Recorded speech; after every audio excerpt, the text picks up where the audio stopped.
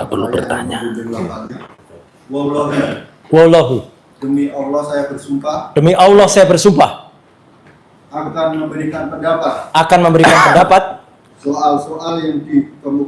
soal-soal yang dikemukakan menurut pengetahuan dan keahlian yang saya miliki dengan sebenar-benarnya. Amin. Silakan yang pertama. Boleh? Ya. Tangan kiri ya kita. Tangan kanan dulu. Tiduran lafaz. Saya berjanji Saya berjanji bahwa saya sebagai ahli akan memberikan pendapat soal-soal yang dikemukakan menurut pengetahuan dan keahlian saya dengan sebaik-baiknya. Semoga Tuhan menolong saya.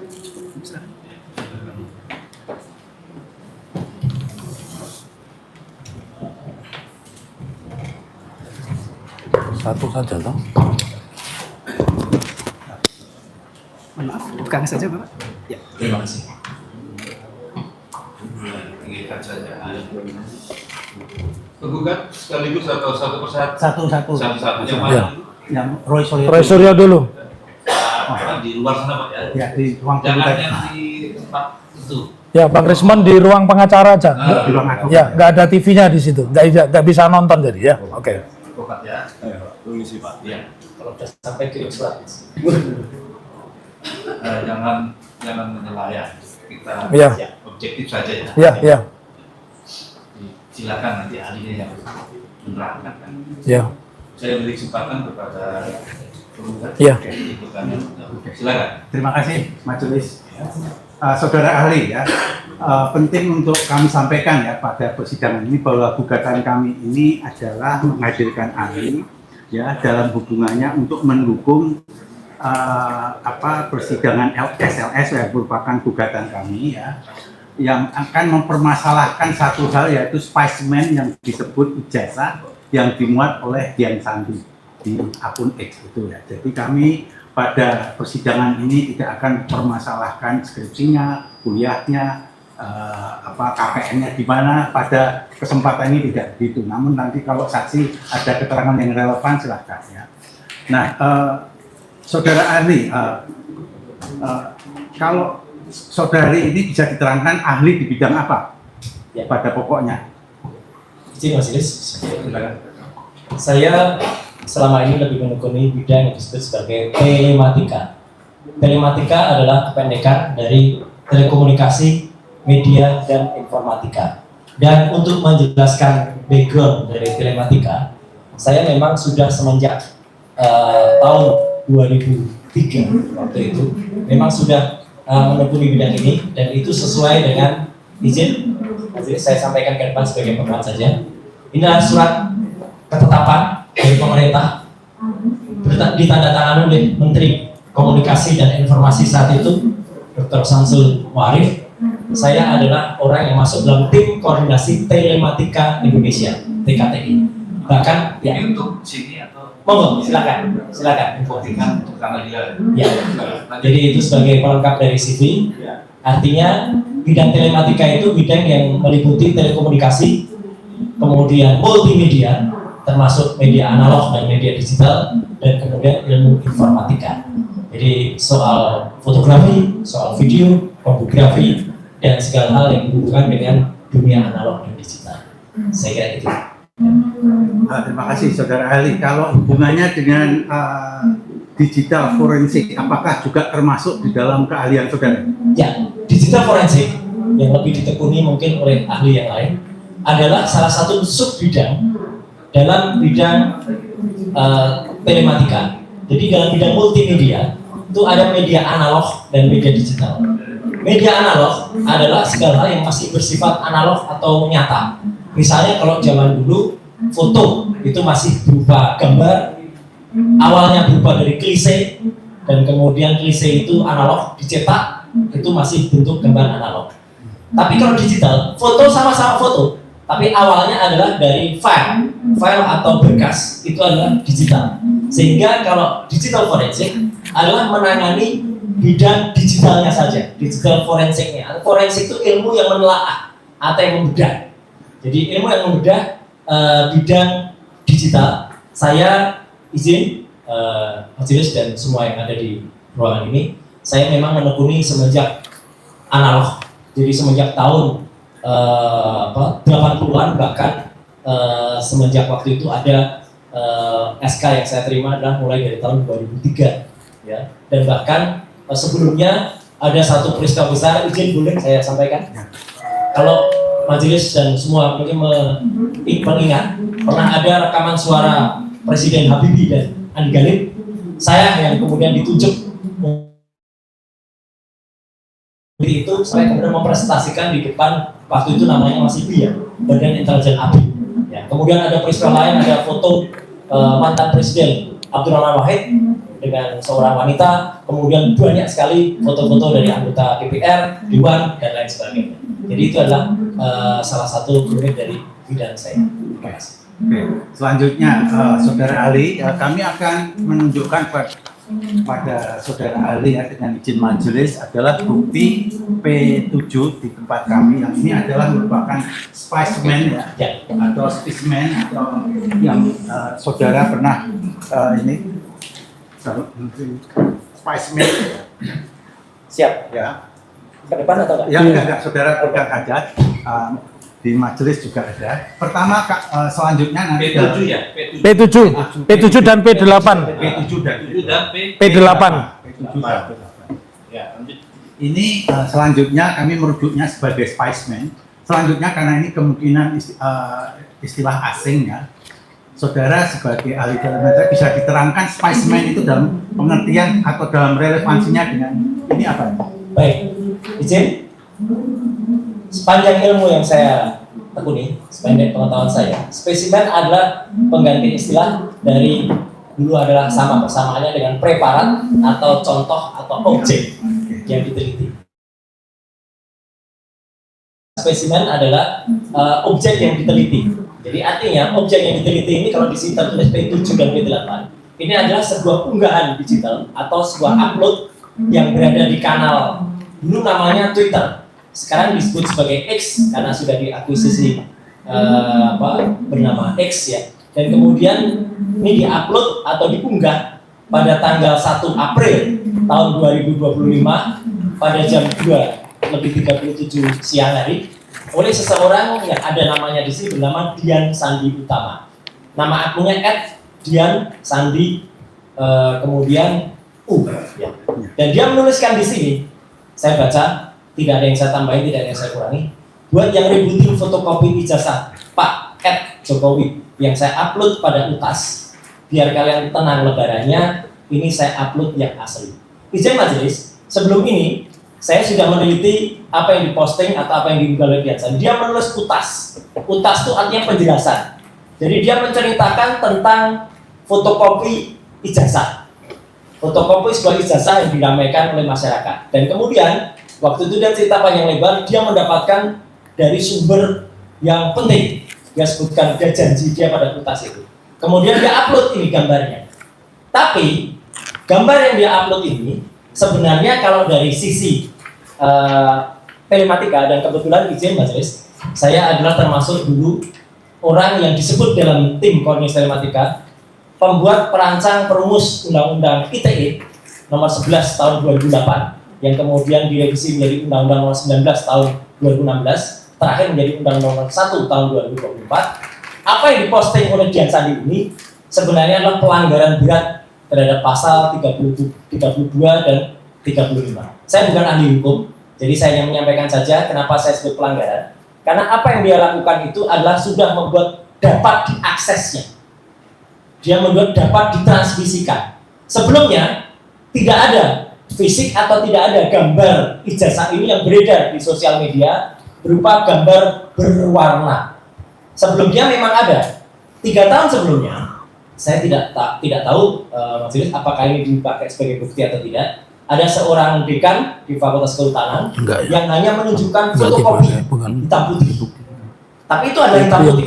Hitam putih dari sisi digital forensik dan dari sisi telematika tidak bisa diteliti atau sulit diteliti karena tidak mengandung unsur warna. Apa yang diupload oleh Dian Sandi ini sangat-sangat krusial, sangat-sangat vital, karena dari sinilah kemudian nanti kalau diizinkan saya akan mempresentasikan juga apa yang sudah saya analisis, meliputi ELA, error level analysis, histogram, kemudian luminance and gradients, dan juga analisis-analisis yang lain. Karena sekali lagi, titik awal dari penelitian digital forensik adalah pada saat postingan Dian Sandi Utama tanggal 1 April 2025. Dan P8 ini adalah penjelasan atau file lengkap dari apa yang di posting oleh Dian Sandi Utama. Jadi ini adalah filenya. Kalau P7 itu adalah screen capture istilahnya atau screenshot dari akun X milik Dian Sandi Utama. Begitu. Oke. Saudara Ali tadi dalam penjelasan saudara menggunakan metode ELA gitu ya, untuk meneliti. Mungkin persidangan perlu mengetahui ELA itu bagaimana metode ELA itu, dan juga saudara apakah betul saudara termasuk peneliti dalam buku yang disebut Jokowi White Paper? Baik. Oke. Dijelaskan juga saudara juga menggunakan metode face comparison. Ya. Tolong secara sederhana saja singkat mengenai metode ini yang diterapkan untuk menguji kepalsuan atau keaslian suatu spesimen. Izin boleh saya presentasi? Boleh. Ya. Izin yang mulia. Sudah ada ya? Sudah ada di sini, sudah ada ya. Silakan kalau boleh, saya tinggal memberikan supaya cepat saja. Ya. Karena tidak mungkin Ini versi cetaknya itu. sepanjang kuliah. Jadi silakan file saya mungkin bisa di. Ya. Nah, ini judulnya analisis ijazah itu hard copy-nya. Versi cetaknya ini Sekaligus majelis. penegasan pasal 32 dan 35. Ini saya buat khusus untuk sesuai judul di bawah. Sidang Citizen Lawsuit Solo 18 Februari 2026. Itu nama saya di situ. Nomor handphone saya terbuka. Silakan diakses. Ya, dan itu adalah nama lengkap saya. Dr. Karen Teroisolia, Magister Kesehatan. Lanjut, next.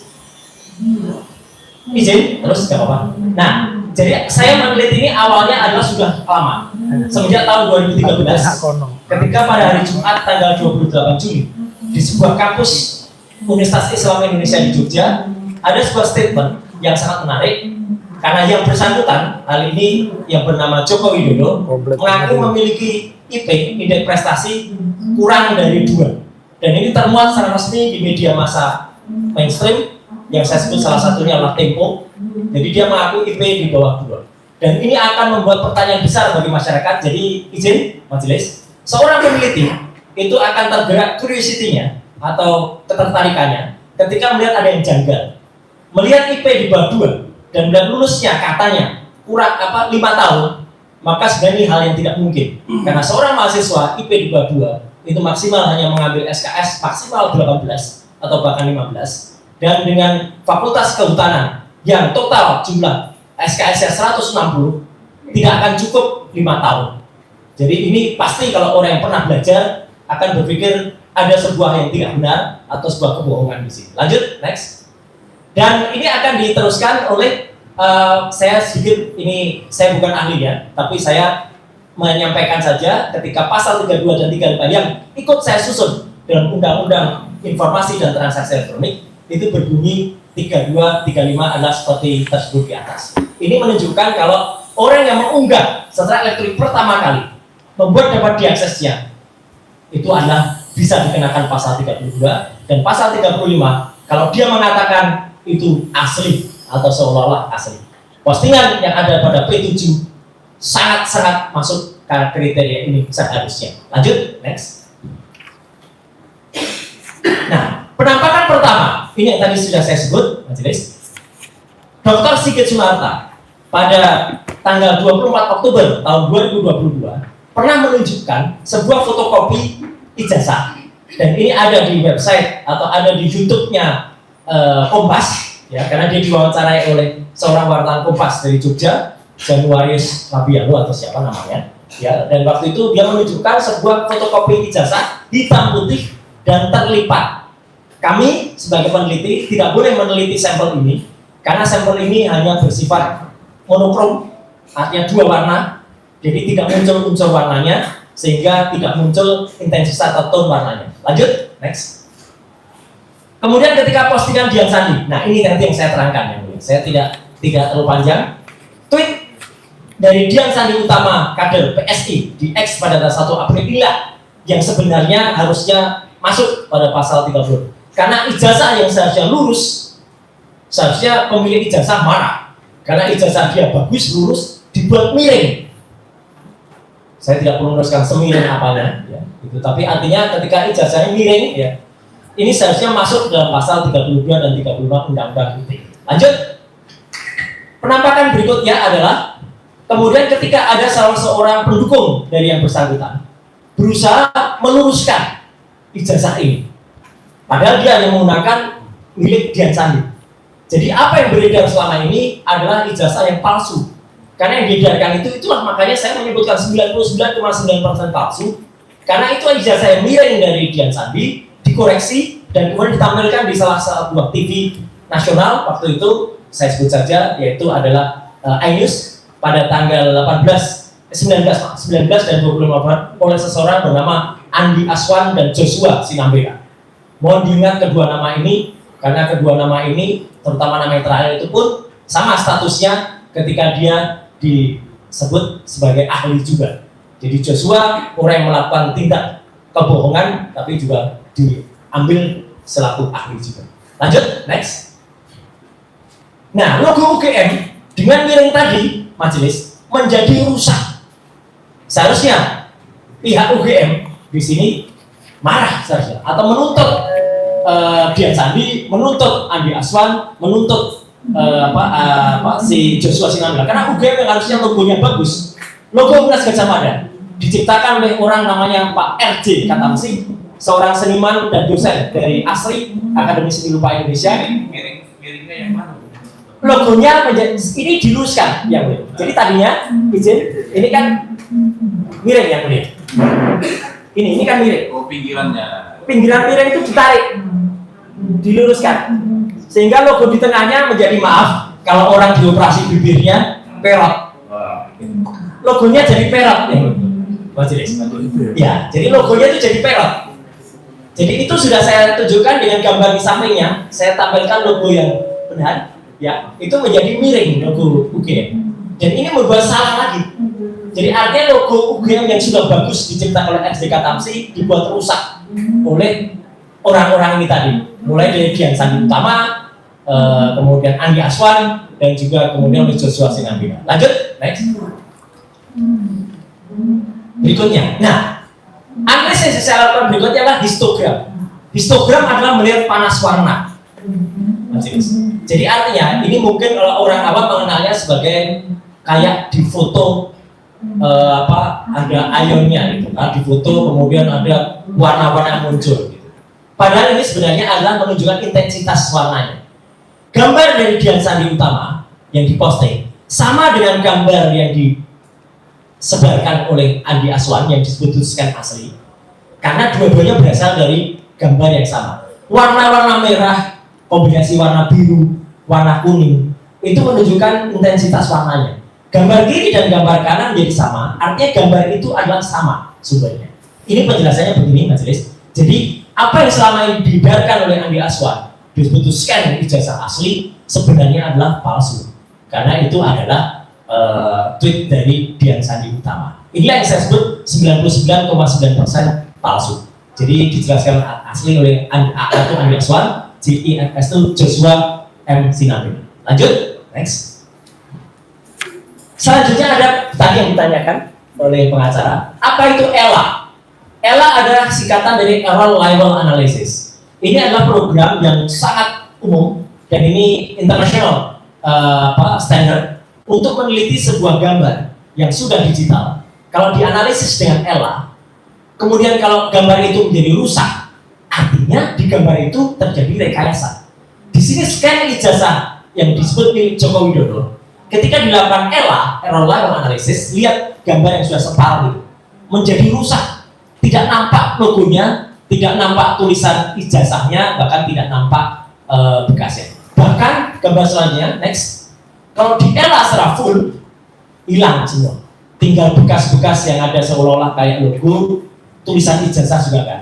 Artinya, yang mulia majelis dan kuasa hukum dan juga penggugat dan tergugat, di sini nampak betul bahwa gambar ini sudah mengalami rekayasa. Gambar yang tidak dielak, gambar yang tidak direkayasa masih akan muncul bekas-bekasnya. Nanti akan kelihatan, ya contohnya. Jadi ini gambar kalau dielak, error level analysis menjadi rusak seperti ini, berarti gambar itu adalah hasil rekayasa. Lanjut, next. Nah, inilah contoh. Izin majelis dan juga semua yang hadir di sidang JLS ini, dengan seizin adik almarhum Bapak Mujito yang saya dengar pernah dihadirkan, ini ijazah asli dari Universitas Gadjah Mada terbitan bulan Mei tahun 1985 yang jelas betul kalau di scan nampak ada lintasan stempel di pas foto. Jadi itu ada pas foto dari almarhum Bambang Rudianto dicap. Jadi fotonya ditempel dulu baru dicap. Bukan capnya ada baru ditempel foto. Ya. Itu lintasan stempelnya jelas. Ada watermark. Izin majelis itu di kertasnya tampak tulisan kecil-kecil sekali. Gadjah Mada University, Gadjah Mada University, itu jelas betul. Kemudian ada emboss. Izin pada tanda tangan rektor waktu itu Bapak Teuku Yakob, itu ada cap ceklok atau ada cap timbul yang ada. Itu emboss. Logonya simetris. Ini majelis. Logonya itu kalau ditarik vertikal, ditarik horizontal, itu simetris, tidak perot seperti logo yang tadi dibuat pada ijazahnya Joko Widodo. Jadi ini tidak ada editing, kemudian manipulasi apapun, murni ini adalah saya analisis dengan software dan ini seharusnya tidak terkena pasal 32 dan 35. Inilah yang kami analisa. Jadi ijazah yang asli itu adalah jelas betul penampakannya. Dan ijazah yang diduga palsu itu adalah jelas betul tampilannya tidak seperti ijazah asli ini. Jadi izin kalau diperbolehkan saya akan memperbandingkan ke depan ya bentuk dari ijazah asli yang dulu dibawakan oleh adik dan bentuk dari ijazah yang dikategorikan 99,9% palsu milik orang yang tertulis di situ namanya adalah Joko Widodo. Boleh kan Pak? Ya, di depan. Ya. Izin, silakan majelis. Ini supaya jelas. Tidak ada ini watermark majelis. Jelas betul. Kecil-kecil ini. Dan menutup Watermark. Ini ada emboss. Jelas betul. rahasia itu. Tidak ada watermark. Tidak ada emboss sama sekali. Padahal itu kopian, sama-sama kopian. Ini kopi dari yang asli. Ini tidak tahu kopi dari mana, tapi yang jelas ini lintasan stempel ada jelas. Ini lintasan stempel.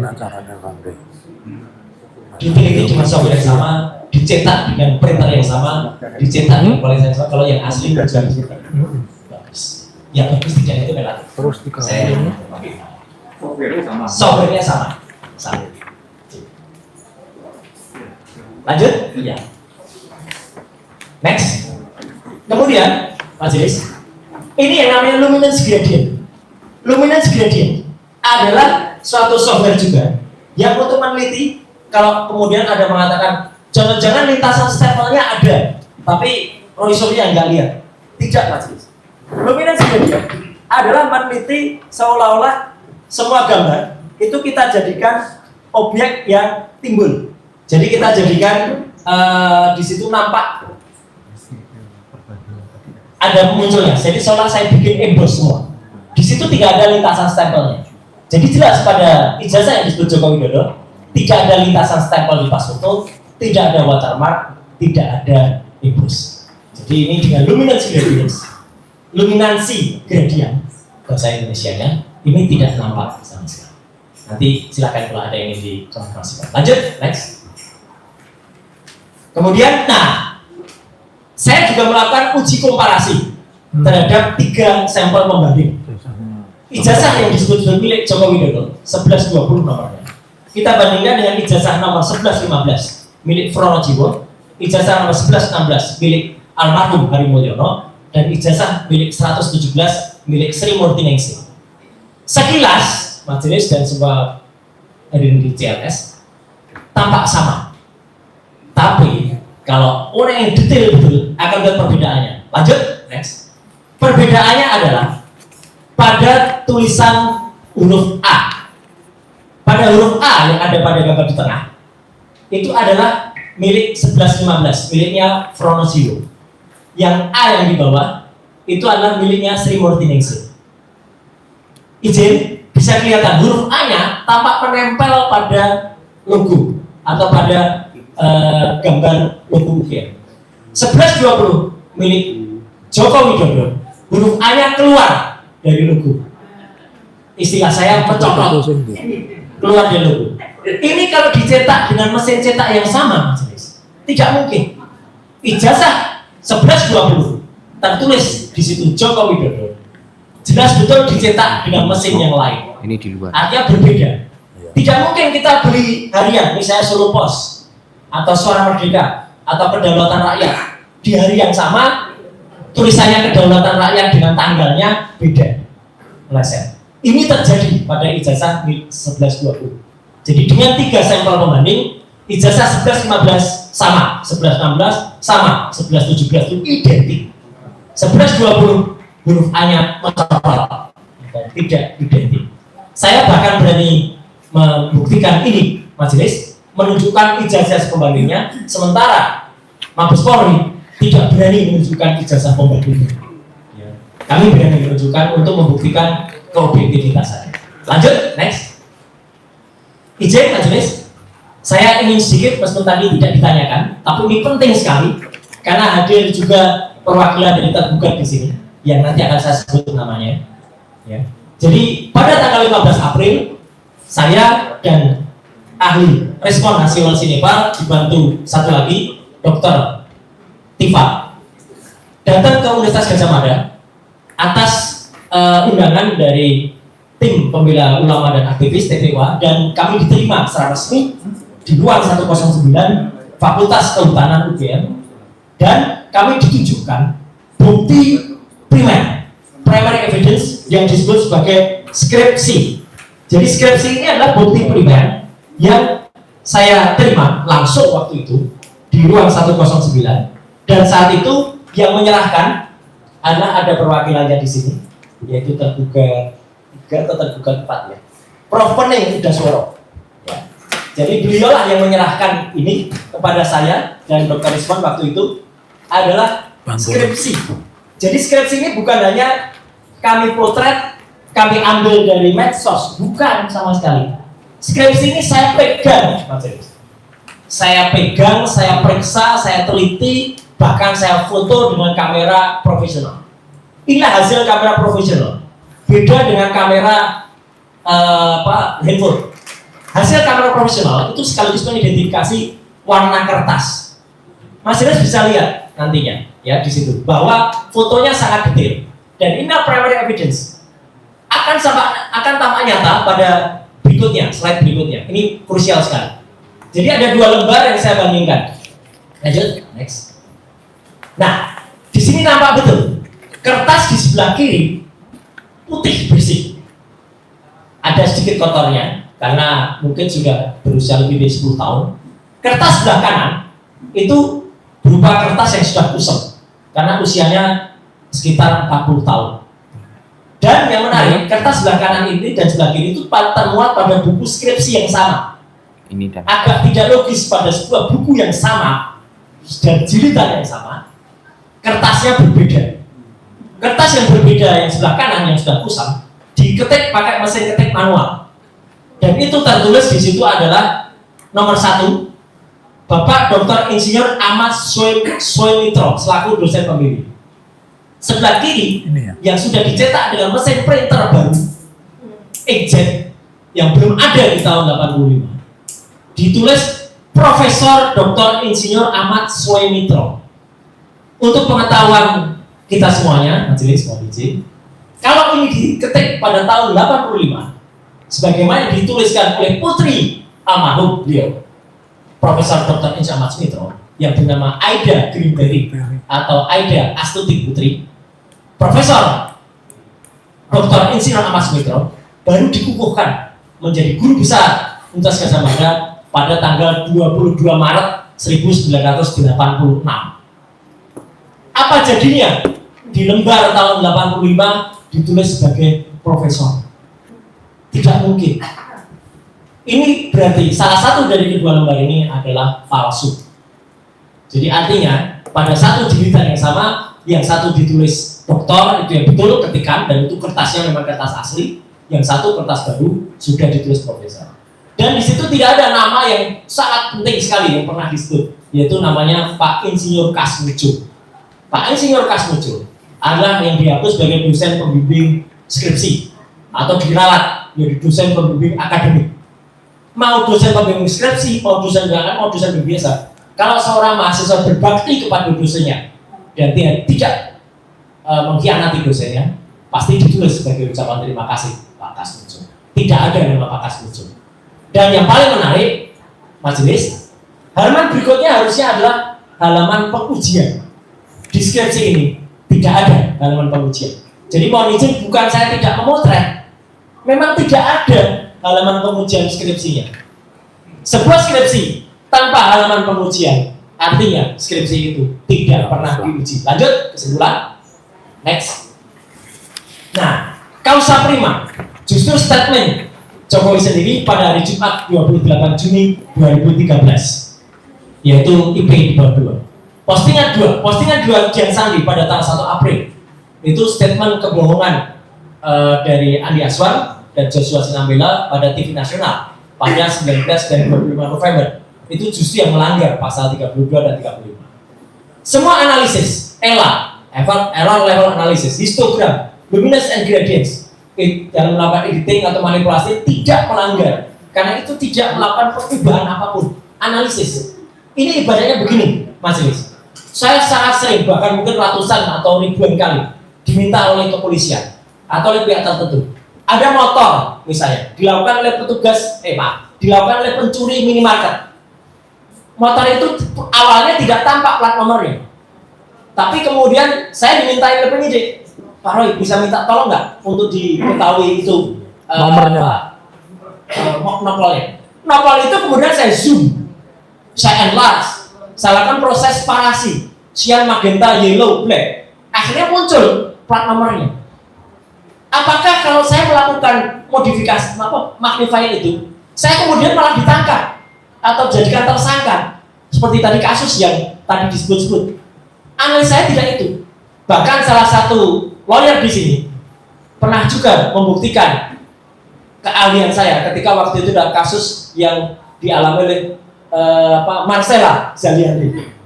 Waktu itu majelis nanti bisa dibuktikan pelaku sudah menghapus gambar itu pada handphonenya, hilang.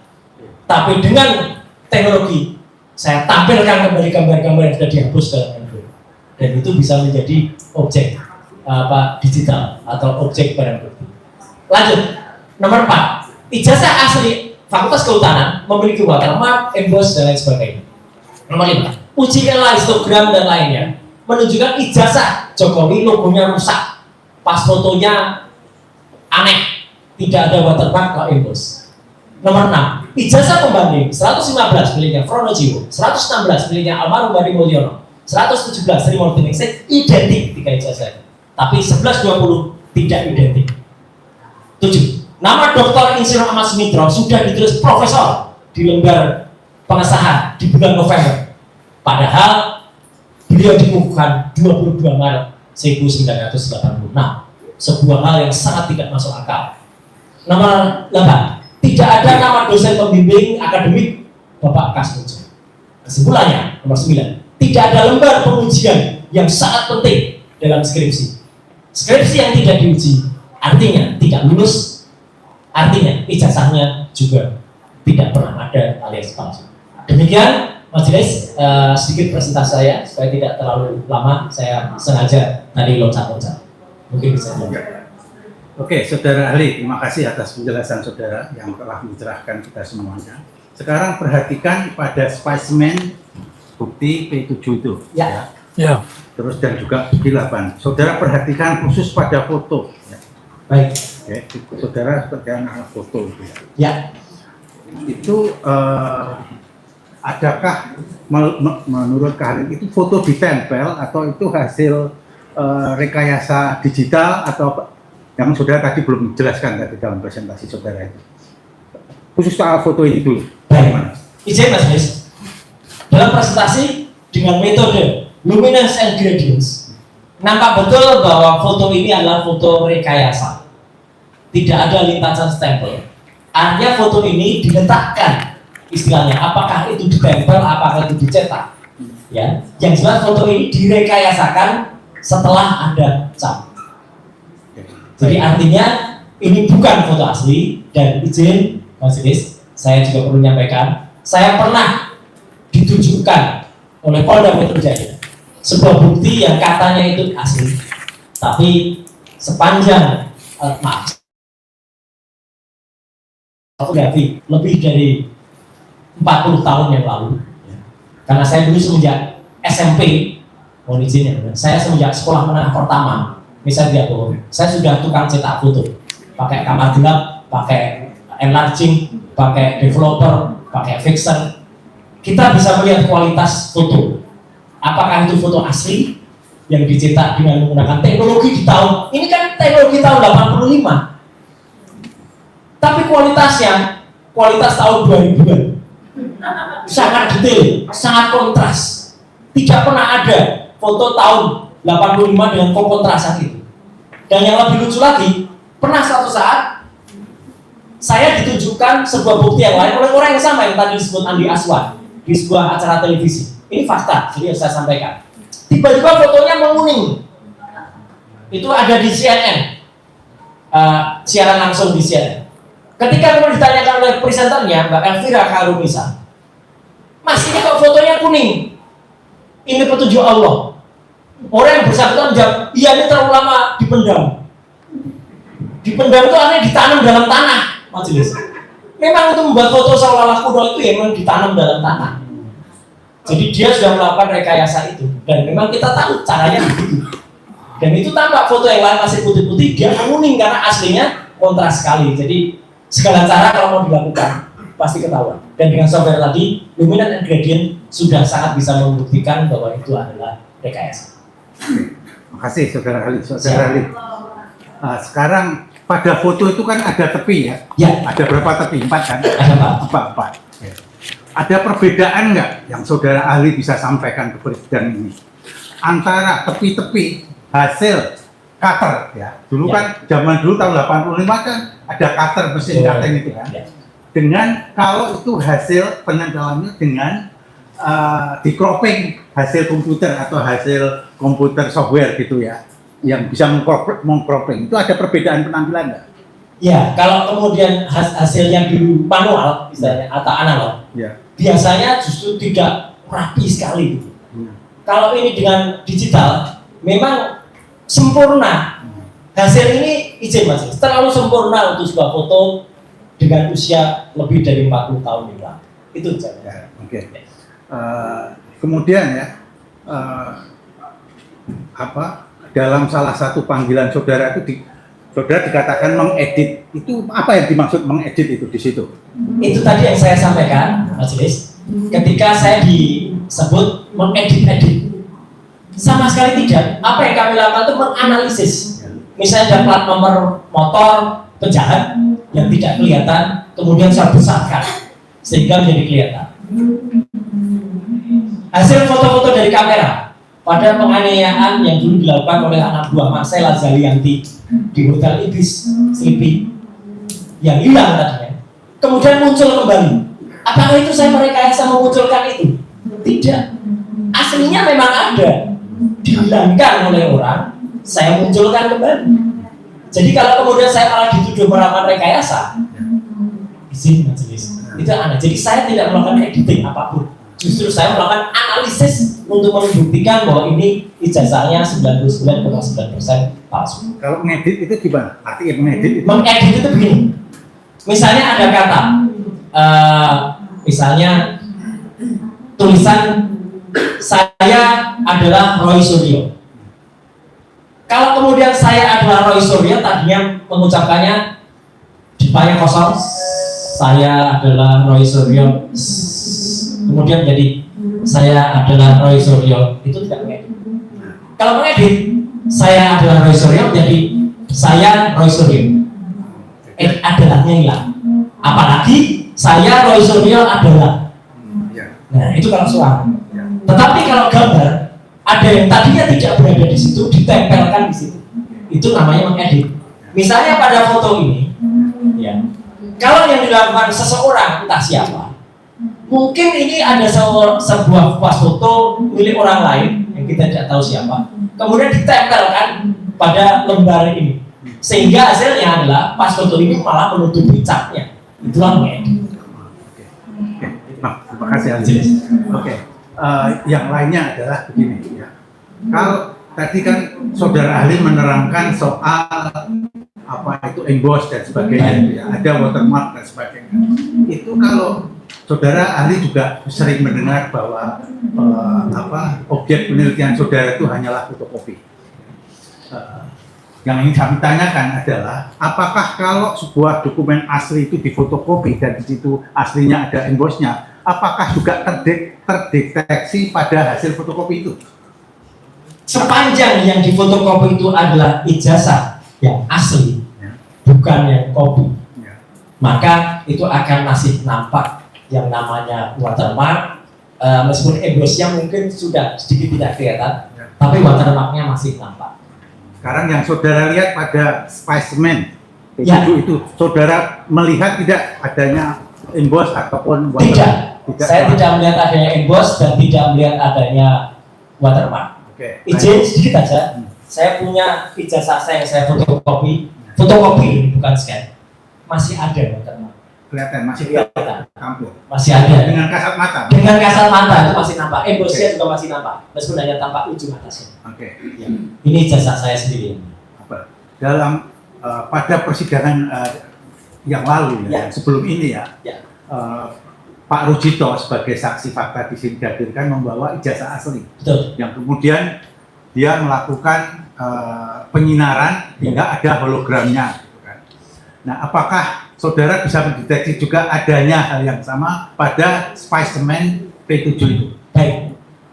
Pada spesimen P7, jangankan hologram, watermark dan emboss saja tidak muncul. Majelis, saya harus objektif. Bahkan pada scan yang saya lakukan pada ijazahnya almarhum Bambang Rudiharto, scanner saja tidak bisa menangkap hologram. Karena hologram itu hanya tampak mata dan di center, dan dia kalau di scan itu menjadi hitam.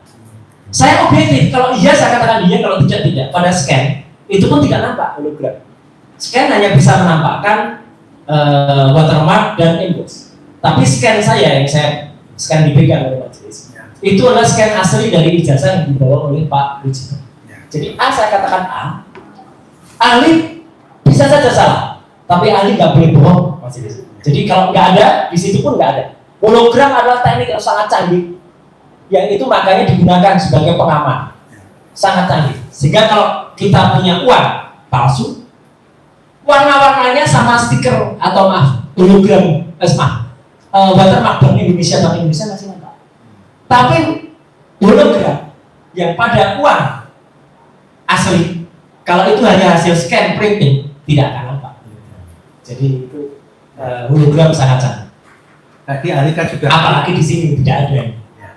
Tadi saudara ahli telah menerangkan mengenai lintasan stempel tadi. Betul. Ya, ini lebih mendalam tentang pertanyaan kami adalah mengenai kontinuitas garis stempel itu. Ya. Bagaimana penglihatan saudara ahli? Jelas, dengan kasat mata saja sudah jelas ini terputus.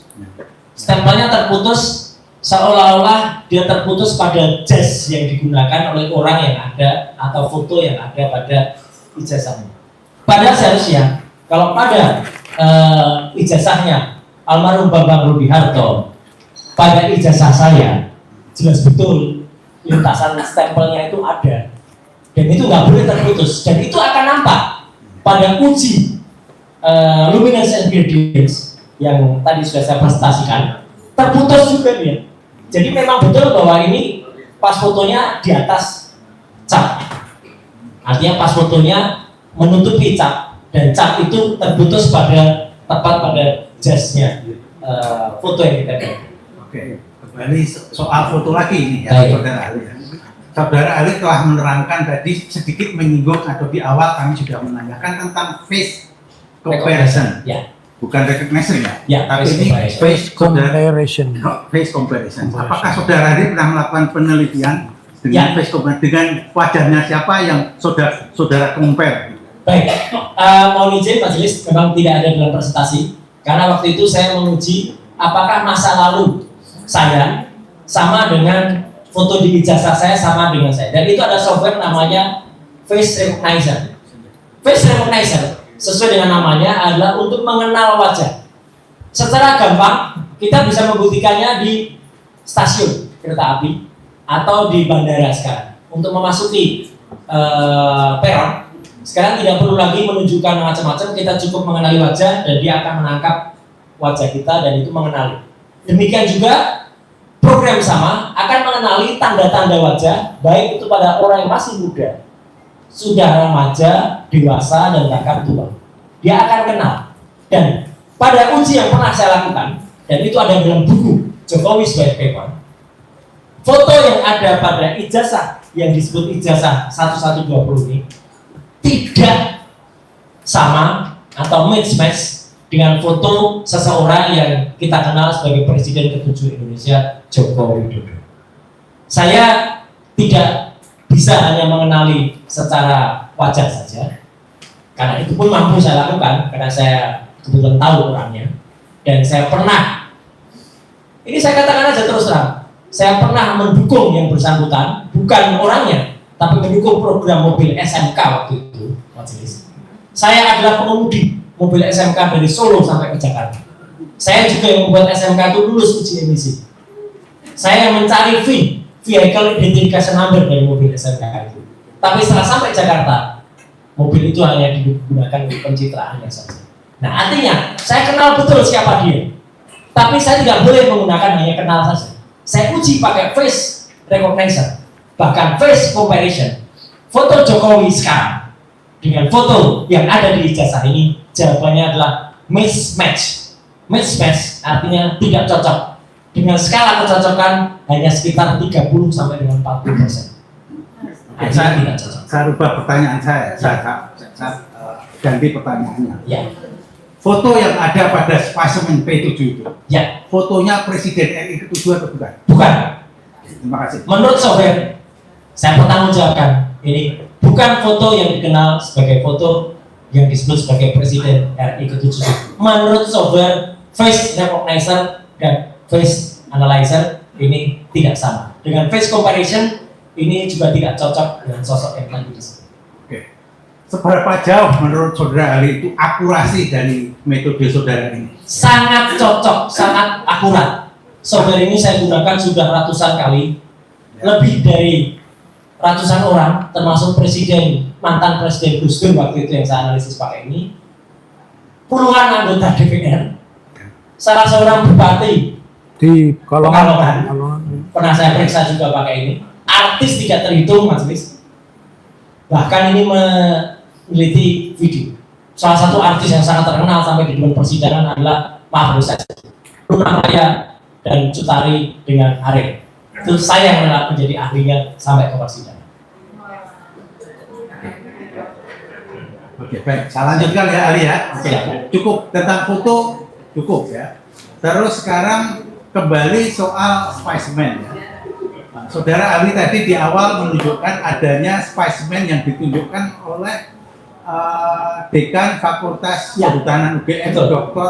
Sigit Sunarta. Ini. Sebutlah itu spesimen 1 lah ya. Ya. Terus kemudian ada spesimen Dian Sandi ya. Betul. Kita sebut spesimen 2 gitu kan. Kemudian ada spesimen 3 yang ditunjukkan Saudara hadir kan pada waktu gelar perkara di Baris Krim ya. Hari tanggal 22 Mei. 22 Mei itu ya. Spesimen 3 itu ya. Ya. Terus kemudian spesimen 4 adalah 22 Mei saya tidak hadir karena waktu itu hanya wartawan yang hadir. 9 Juni. Tapi saya melihat langsung rekaman dan merekam dari semua tayangan TV yang ada. Maaf Oke, nanti oke. supaya tidak salah. Jadi oke, saya merujuk itu spesimen 3 ya. Ya, Oke. ya. Kemudian ada lagi spesimen 4 ya yang Ya. di Polda Metro Jaya yang Betul. tanggal 15 Desember itu. Ya, Saudara hadir. saya hadir di Oke. Polda Metro. Ijazah diperlihatkan di Polda ya pada Ya. waktu itu meskipun hanya mungkin 5 menit ya di Ya. situ ya. Nah, apakah semua dokumen ini bersumber dari dokumen yang sama? Nah, bagaimana penjelasan saudara? Mengapa Baris-Krim itu menampilkan dua spesimen ijazah yang berbeda ya, yang dengan yang tanggal 22 Mei. Saudara jelaskan ada 4 spesimen, terus kemudian mungkin saya lanjutkan kalau ada spesimen 5-6 itu yang baru ini diterbitkan oleh KPU Jakarta itu ya, yang tahun 2014 ketika memasukkan dari presiden dan 2019 ketika dimasukkan kopi yang sama untuk sebagai syarat menjadi calon presiden gitu. Saudara bisa terangkan kenapa bisa ada 4 atau 5 sampai 6 spesimen ini gitu. Saudara terangkan. Izin majelis, saya mau izin dulu. Azan tetap terus. Adalah ijazah yang tidak terlipat dan bahkan ada kotorannya di bawah. Sedangkan ijazah yang ditunjukkan pada layar yang sama oleh Baris-Krim terlipat hitam putih. Kalau saja misalnya ijazah yang ini kemudian dikatakan ini fotokopinya yang ini, kalau memang ada ini, kenapa fotokopinya tampilkan yang terlipat? Fotokopi yang terlipat secara digital berbeda dengan fotokopi. Belum lagi dengan yang sudah diperoleh oleh Dr. Donatua Silaban, seorang peneliti kebijakan publik bersama dengan peneliti yang lain yang namanya Dr. Leone Lydia dari grup Bon Jovi, ya, bongkar ijazah, menunjukkan ada spesimen lain lagi pada KPU tahun 2014, 2019, 2012. Izin majelis, kalau kita perhatikan ijazah ini saja, ini pun sudah tampak perbedaannya. Ijazah yang ada pada sama-sama keluaran dari KPU, pada ijazah di tangan kanan saya, artinya kiri dari kita semua, nampak proporsional lebar ijazah itu. Ijazah bentuknya A3, kalau dikecilkan jadi A4, tingginya mengecil, lebarnya mengecil. Sedangkan sama-sama dari KPU saja yang sebelah kanan kita, tingginya mengecil, lebarnya jauh lebih mengecil lagi, menjadi seolah-olah bujur sangka. Ini ijazah apa-apaan seperti ini. Karena ijazah nggak boleh kalau formatnya sama, dikecilkan ya sama.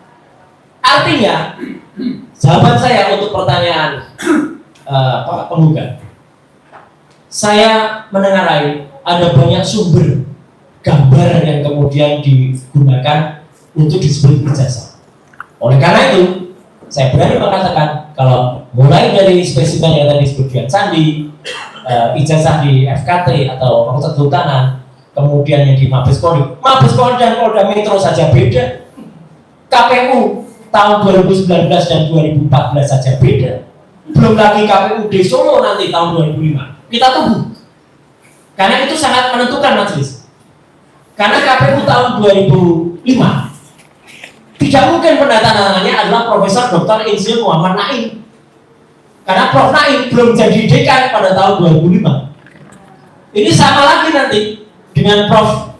Ahmad Sumitro yang belum profesor tapi sudah menandatangani tahun 85. Profesornya tahun 86. Nah ini kalau di KPU di Solo nanti tiba-tiba 2005 penandatangannya Prof. Naim, nah itu lucu lagi.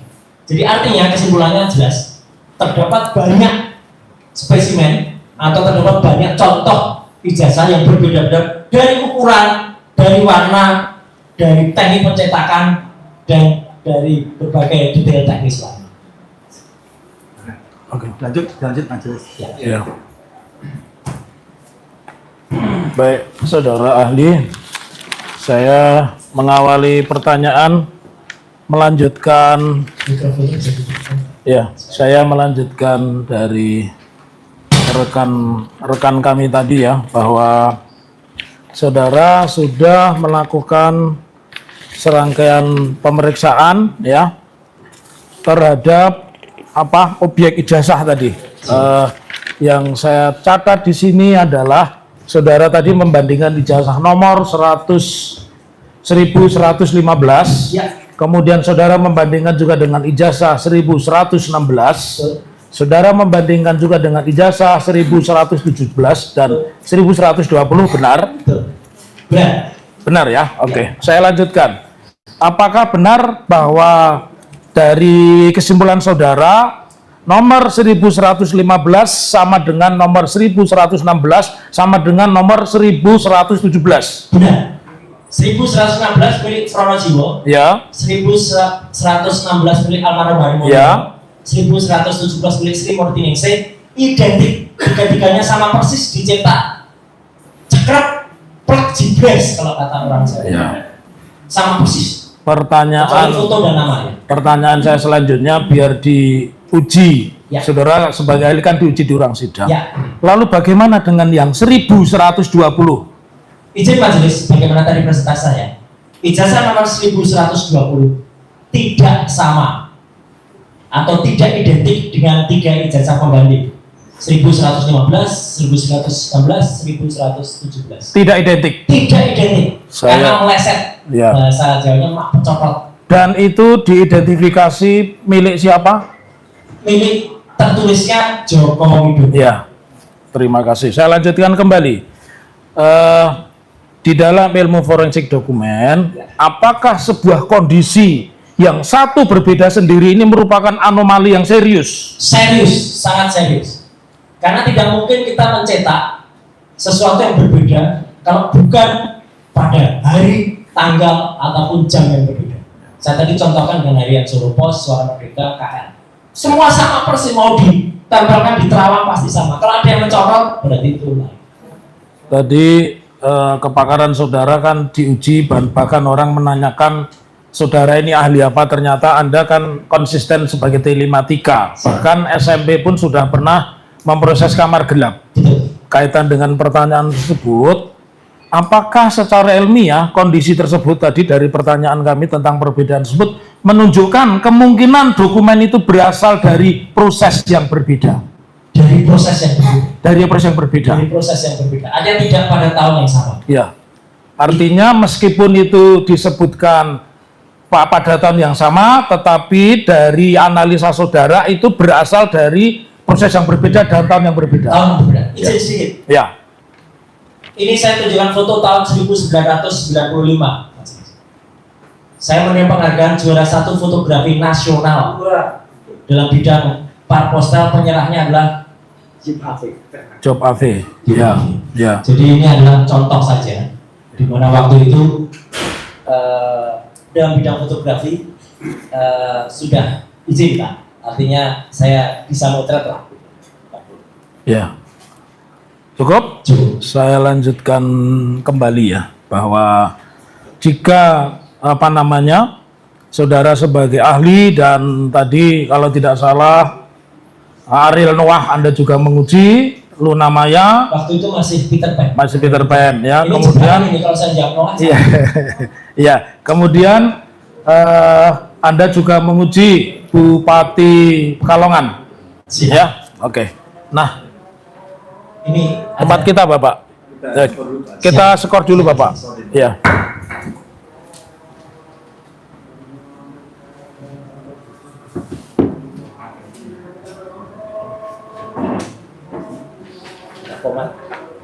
Iya.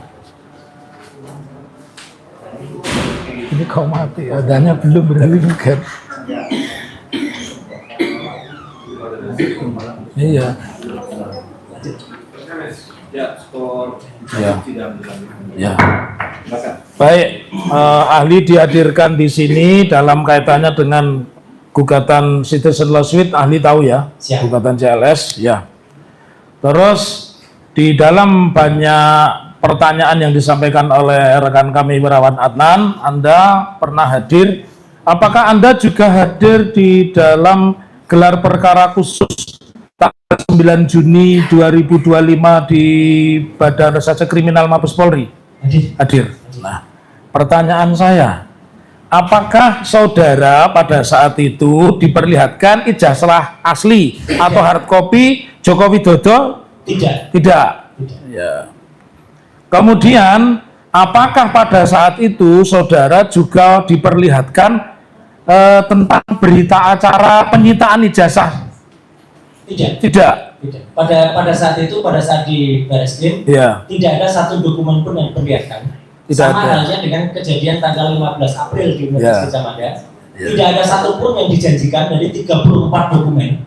Baru terakhir skripsi itu pun, izin majelis, saya juga sampaikan, Ya. tidak dihadirkan. Bahkan UGM waktu itu menyatakan diri, kami adalah juara 2 nasional keterbukaan informasi publik.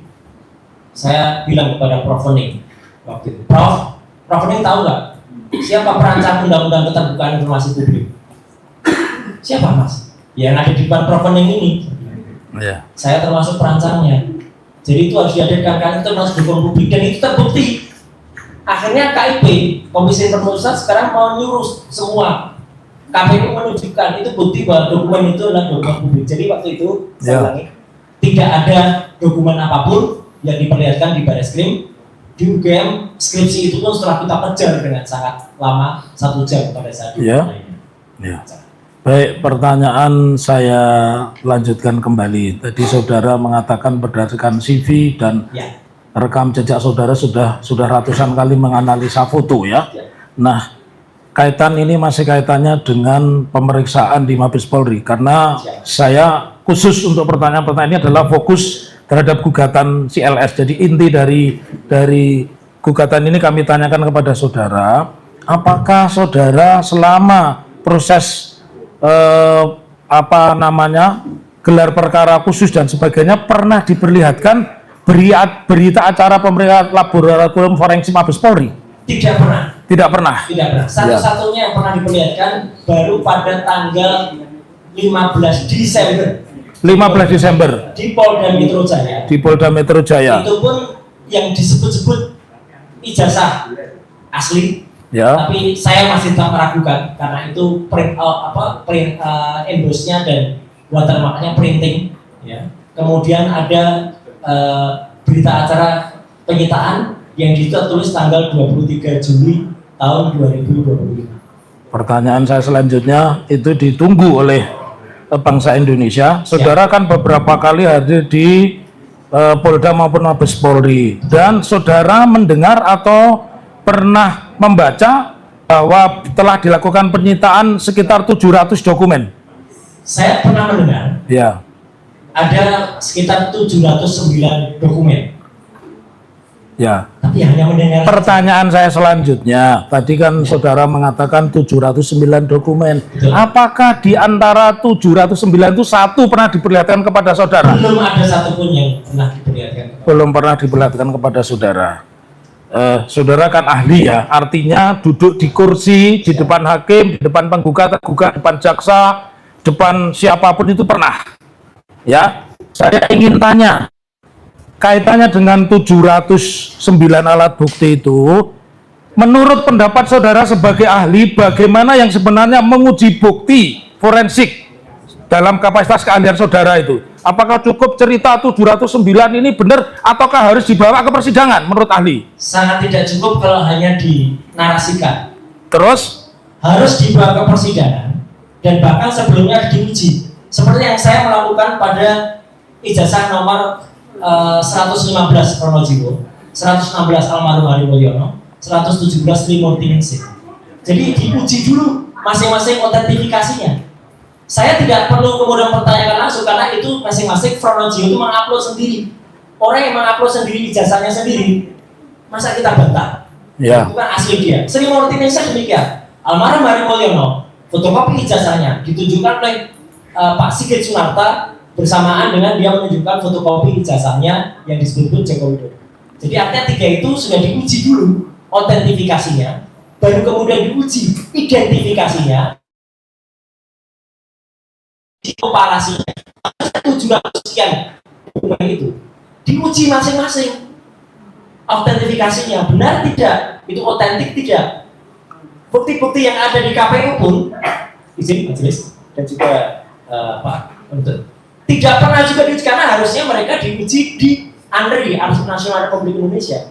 Menurut persidangan yang saya ikuti di KIP dan saya pernah menjadi ahli juga di KIP, Mereka tidak pernah melakukan itu. Jadi mereka itu hanya melakukan yang namanya verifikasi. Verifikasi harusnya ijazah aslinya dibawa, dibandingkan. Itu pun tidak pernah dilakukan. Jadi hanya melihat ada fotokopi, ada capnya, ya sudah. Inilah yang kemudian menjadi pertanyaan. Jadi pertanyaan penggugat penuntut adalah harusnya 790 bukti itu dihadirkan di persidangan dan bisa diperiksa bersama-sama atau diperiksa oleh laboratorium forensik. Bahkan kalau kami menuntut laboratorium forensiknya juga harus laboratorium forensik yang independen supaya itu dipercaya oleh semua pihak. Seperti yang terjadi pada negara-negara modern lainnya. Laboratorium forensik tidak dibawa kepolisian. Laboratorium forensik harusnya dibawa institusi sendiri, minimal dia dibawa Badan Riset dan Inovasi Nasional atau BRIN. Baik, saya lanjutkan. Dari pengalaman ahli saudara diperiksa di depan pengadilan, jika demikian, apakah pernyataan asli yang diucapkan oleh kepolisian, entah kepolisian manapun itu sifatnya klaim sepihak? Saya tidak boleh mengatakan klaim sepihak atau tidak, Ya. tetapi itu tidak lawful, artinya tidak berdasarkan hukum. Harus ada buktinya, namanya barang bukti atau namanya gelar perkara. Kok tidak ada yang digelar? Gelar perkara hanya gelar pelosok saja. Jadi Tidak ada ini barang bukti yang digelar. saya lanjutkan pertanyaan. Saudara tadi mengatakan bahwa ketika saya menanyakan klaim sepihak, saudara menjawabnya harusnya dibuka di depan persidangan. Betul. Pertanyaan saya dari setiap sidang yang pernah Anda ikuti dan pernah Anda didudukkan sebagai ahli, apakah mekanisme seperti yang ditujukan oleh Mabes Polri itu benar?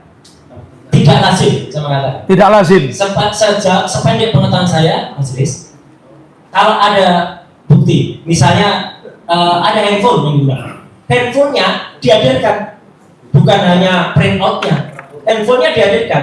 Ijazah ini harusnya milik almarhum Bambang Budiarto dihadirkan, tapi karena itu pernah dihadirkan oleh adiknya langsung Pak Alberto dan seizin yang bersangkutan, saya pun sudah menunjukkan karena dulu pernah dihadirkan. Nah, harusnya ijazah yang disebut ijazah Joko Widodo tadi harus ada di depan kita untuk bisa kita lihat seperti apa, dan kalau dibandingkan selesai, saya kira sudah kita bisa uji bersama. Baik, ahli, pertanyaan saya lanjutkan kembali ya.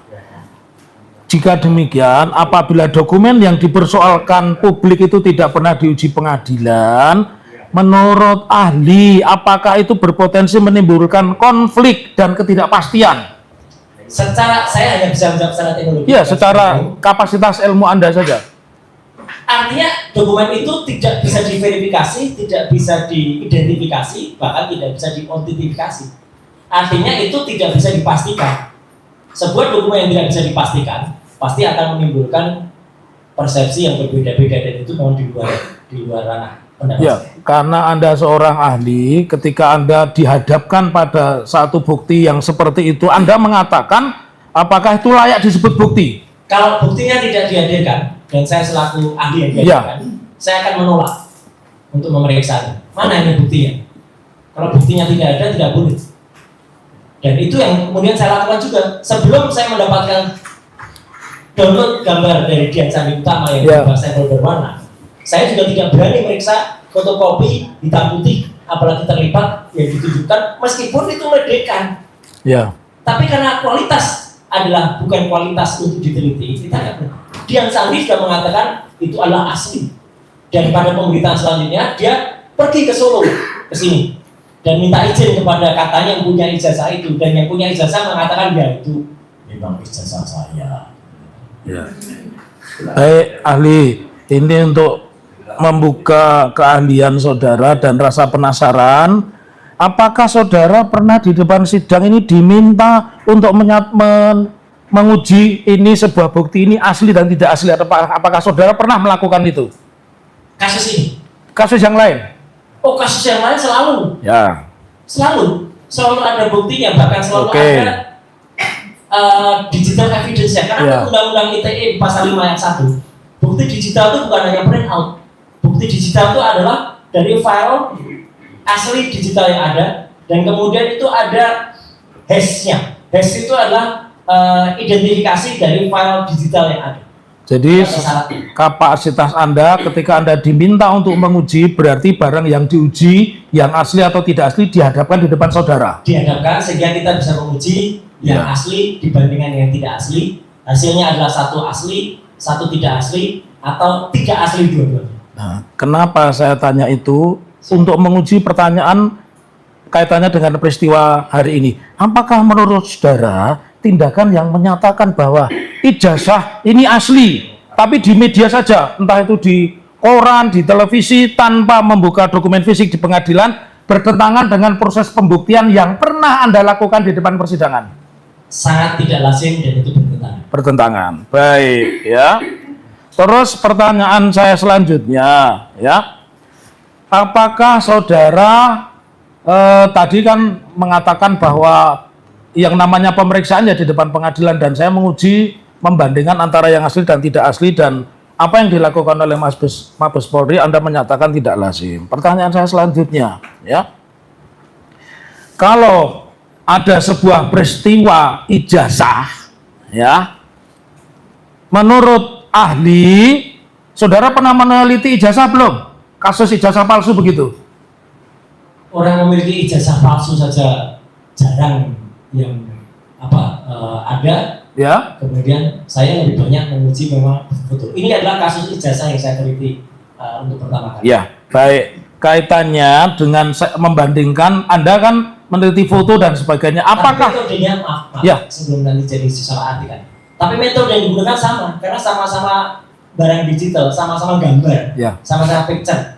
Software-nya juga sama. Nah, pertanyaan saya mau mengarah ke situ. Ya. Kalau tadi saudara mengatakan bahwa foto A, foto B diujinya depan sidang, Ya. apakah untuk menguji ijazah itu juga ijazah yang asli dan ijazah yang palsu dan sebagainya, ijazah seri 1, 2, 3, 4, 6 juga harus dihadirkan di depan sidang? Itu pertanyaan saya. Harus dihadirkan. Harus dihadirkan di depan sidang, ya. Jika demikian, selama saudara mengikuti, saudara kan diundang di televisi itu sudah puluhan mungkin ratusan kali, dan saudara dihadirkan di Mabes Polri entah dalam kapasitas diperiksa atau tidak, ya, dengan keahlian saudara. Apakah pernah saudara mendapatkan informasi tentang ijazah asli Pak Presiden ke-7? Tidak, satu-satu yang kami pernah diperlihatkan dan disebut-sebut, kami quote and quote, Ya. mau ditunjukkan, dipaksakan kalau itu ijazahnya hanya pada tanggal 15 Desember 2025 yang lalu pada gelar perkara khusus di Polda Metro Jaya. Ya. Selain itu tidak pernah ada sosok ijazah yang ditampilkan.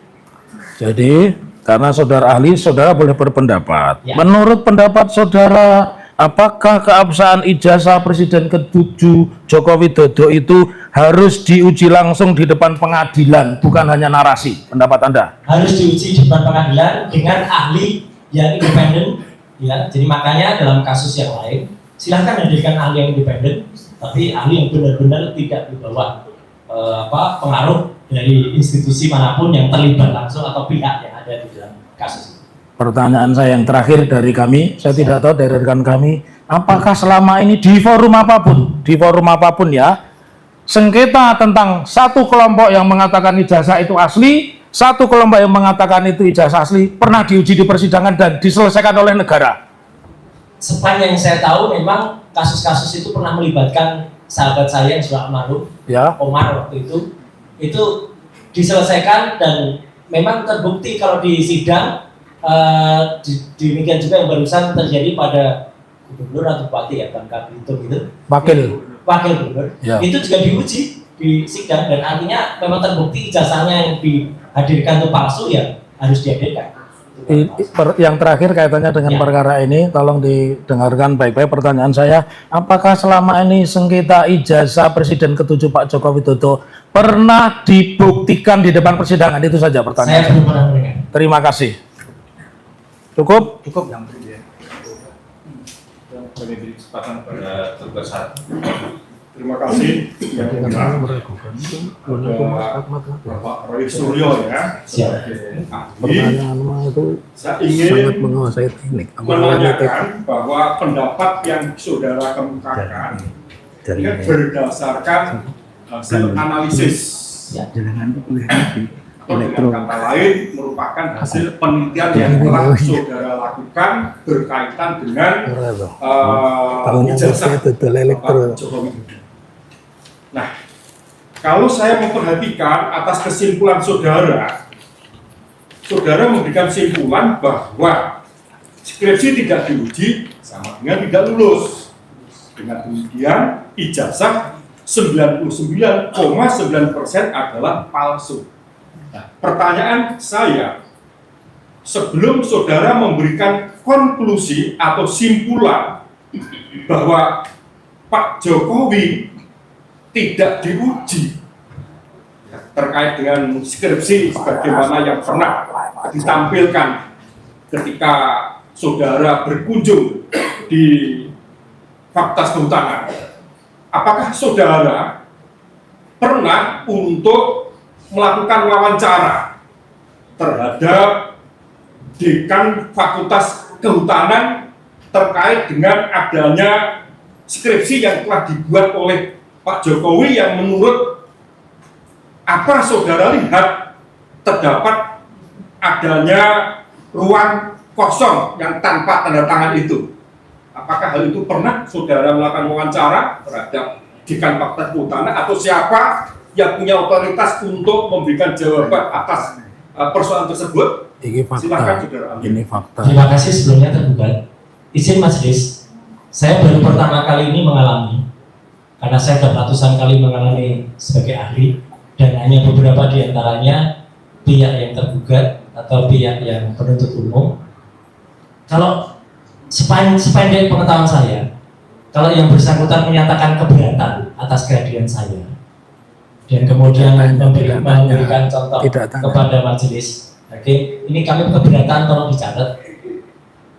Apa maksud pertanyaan ini? Bapak kan keberatan dengan kehadiran saya. Kalau Bapak masih menanyakan kepada saya, apa gunanya jawaban saya? Bapak kan keberatan. Saya jelek-jelek begini sudah sering hadir di persidangan, Bapak. Jadi kalau keberatan, ya saya juga otomatis keberatan untuk menjawab. Terima kasih. Baik yang mulia, karena ahli tidak Menjawab. bersedia untuk menjawab atas pertanyaan yang kami sampaikan, maka kami pun tidak akan menyampaikan pertanyaan atau minta pendapat, melainkan kami tetap menolak atas kehadiran ahli dan menyatakan menolak atas segala keterangan yang disampaikan di persidangan. Terima kasih yang mulia. Disampaikan kesimpulannya. Baik. Selanjutnya tergugat 2, 3 dan turut tergugat. Ada pertanyaan? Ada. Lanjutkan. Tadi nggak keberatan ya? Saya tidak menyampaikan. Oke. Saya jawab. Terima kasih. Oke, saya mau bertanya terkait dengan saudara ahli kan tadi menyatakan bahwa Izin majelis, saya tetap menghadap majelis ya, saya tidak tidak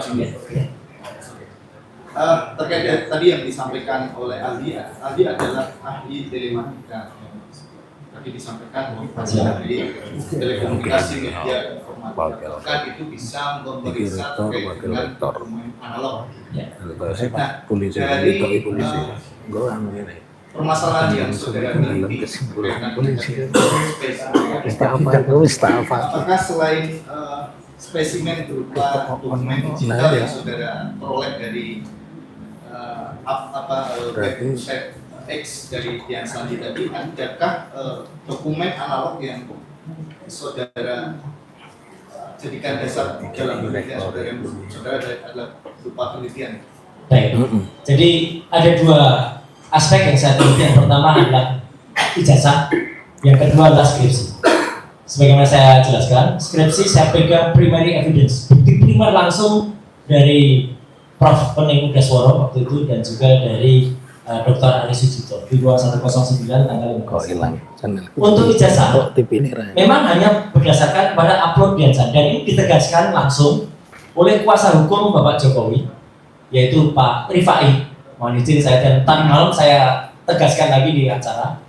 Saudara Rifai pun menyampaikan bahwa ijazah Dian Sandi adalah ijazah yang sama dengan ijazah yang dimiliki oleh saudara Jokowi. Dan Dian Sandi pun juga sudah sehari setelah posting itu dia minta izin kepada Jokowi, dan pada pemberitaan jelas betul media mainstream yang saya kutip, bukan media biasa, Jokowi juga mengatakan ya itu ijazah saya. Jadi artinya dengan pengakuan itu, dan berkali-kali saya buktikan ketika kasus foto mantan Presiden Abdurrahman Wahid itu, yang saya periksa adalah juga klise analog. Tapi artinya setelah itu saya proses namanya AND converter, analog to digital converter. Akhirnya analisis saya lakukan secara digital. Jadi sekarang, sebagaimana kesaksian juga Profesor Tono Saksono, yang namanya alat bukti cukup dibaca digitalnya, sehingga kita bisa melakukan proses pemeriksaan.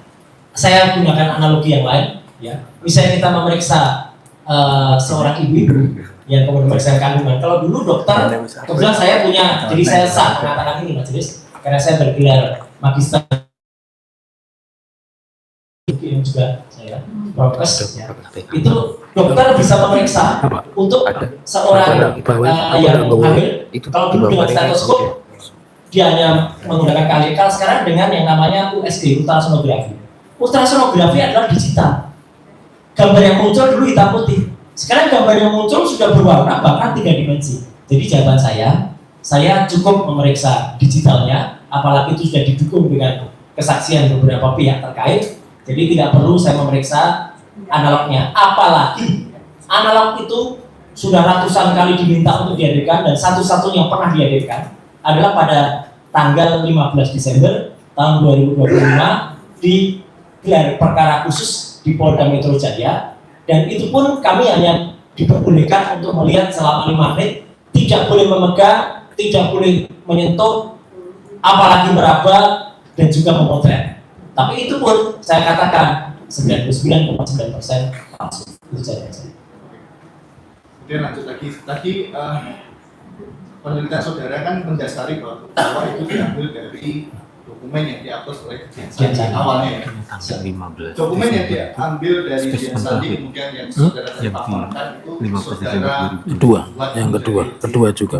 Jadi yang diuji 1, 2 banyak. Dia ambil posisinya kan agak menceng gitu ya. Ya. Kemudian saudara edit atau apa istilahnya apa? Saya tidak melakukan perubahan apapun pada dokumennya Dian Sandi.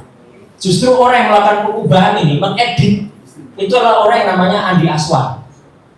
Jadi saya tidak pernah melakukan perubahan apapun. Dian Sandi as is seperti ini, ya saya lakukan seperti ini. Yang tadi saya lakukan, saya pertunjukkan dalam presentasi adalah proses melakukan analisis. Gambar ini kemudian di histogram, gambar ini kemudian di luminance gradients, gambar ini kemudian dilakukan proses identifikasi. Artinya tidak perlu ada perubahan di sini. SF yang ada itu adalah milik Dian Sandi.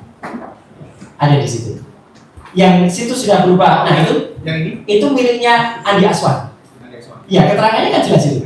Andi Aswan mengubah dokumen, meluruskan dari Dian Sandi yang miring, kemudian menjadi paten plekot. Itulah Andi Aswan. Andi Aswan yang merubah itu, dan dia konon dibantu oleh orang namanya Joshua Sinambela. Oke, kemudian Siap. untuk yang dokumen yang saudara ambil dari X tadi yang punya Dian Sandi, Ya. ketika saudara ambil, saudara analisa, kemudian muncul hasilnya, itu ada distorsi nggak? Maksudnya dari metadatanya perubahan atau ada apa? Iya. Ini muncul dengan ELA, jadi error level analysis. Tampak betul bahwa foto, pada bagian foto itu ada analisis ELA di situ. Pada bagian foto itu rusak. Pada bagian logo juga rusak. Artinya ini bukan dari gambar yang asli.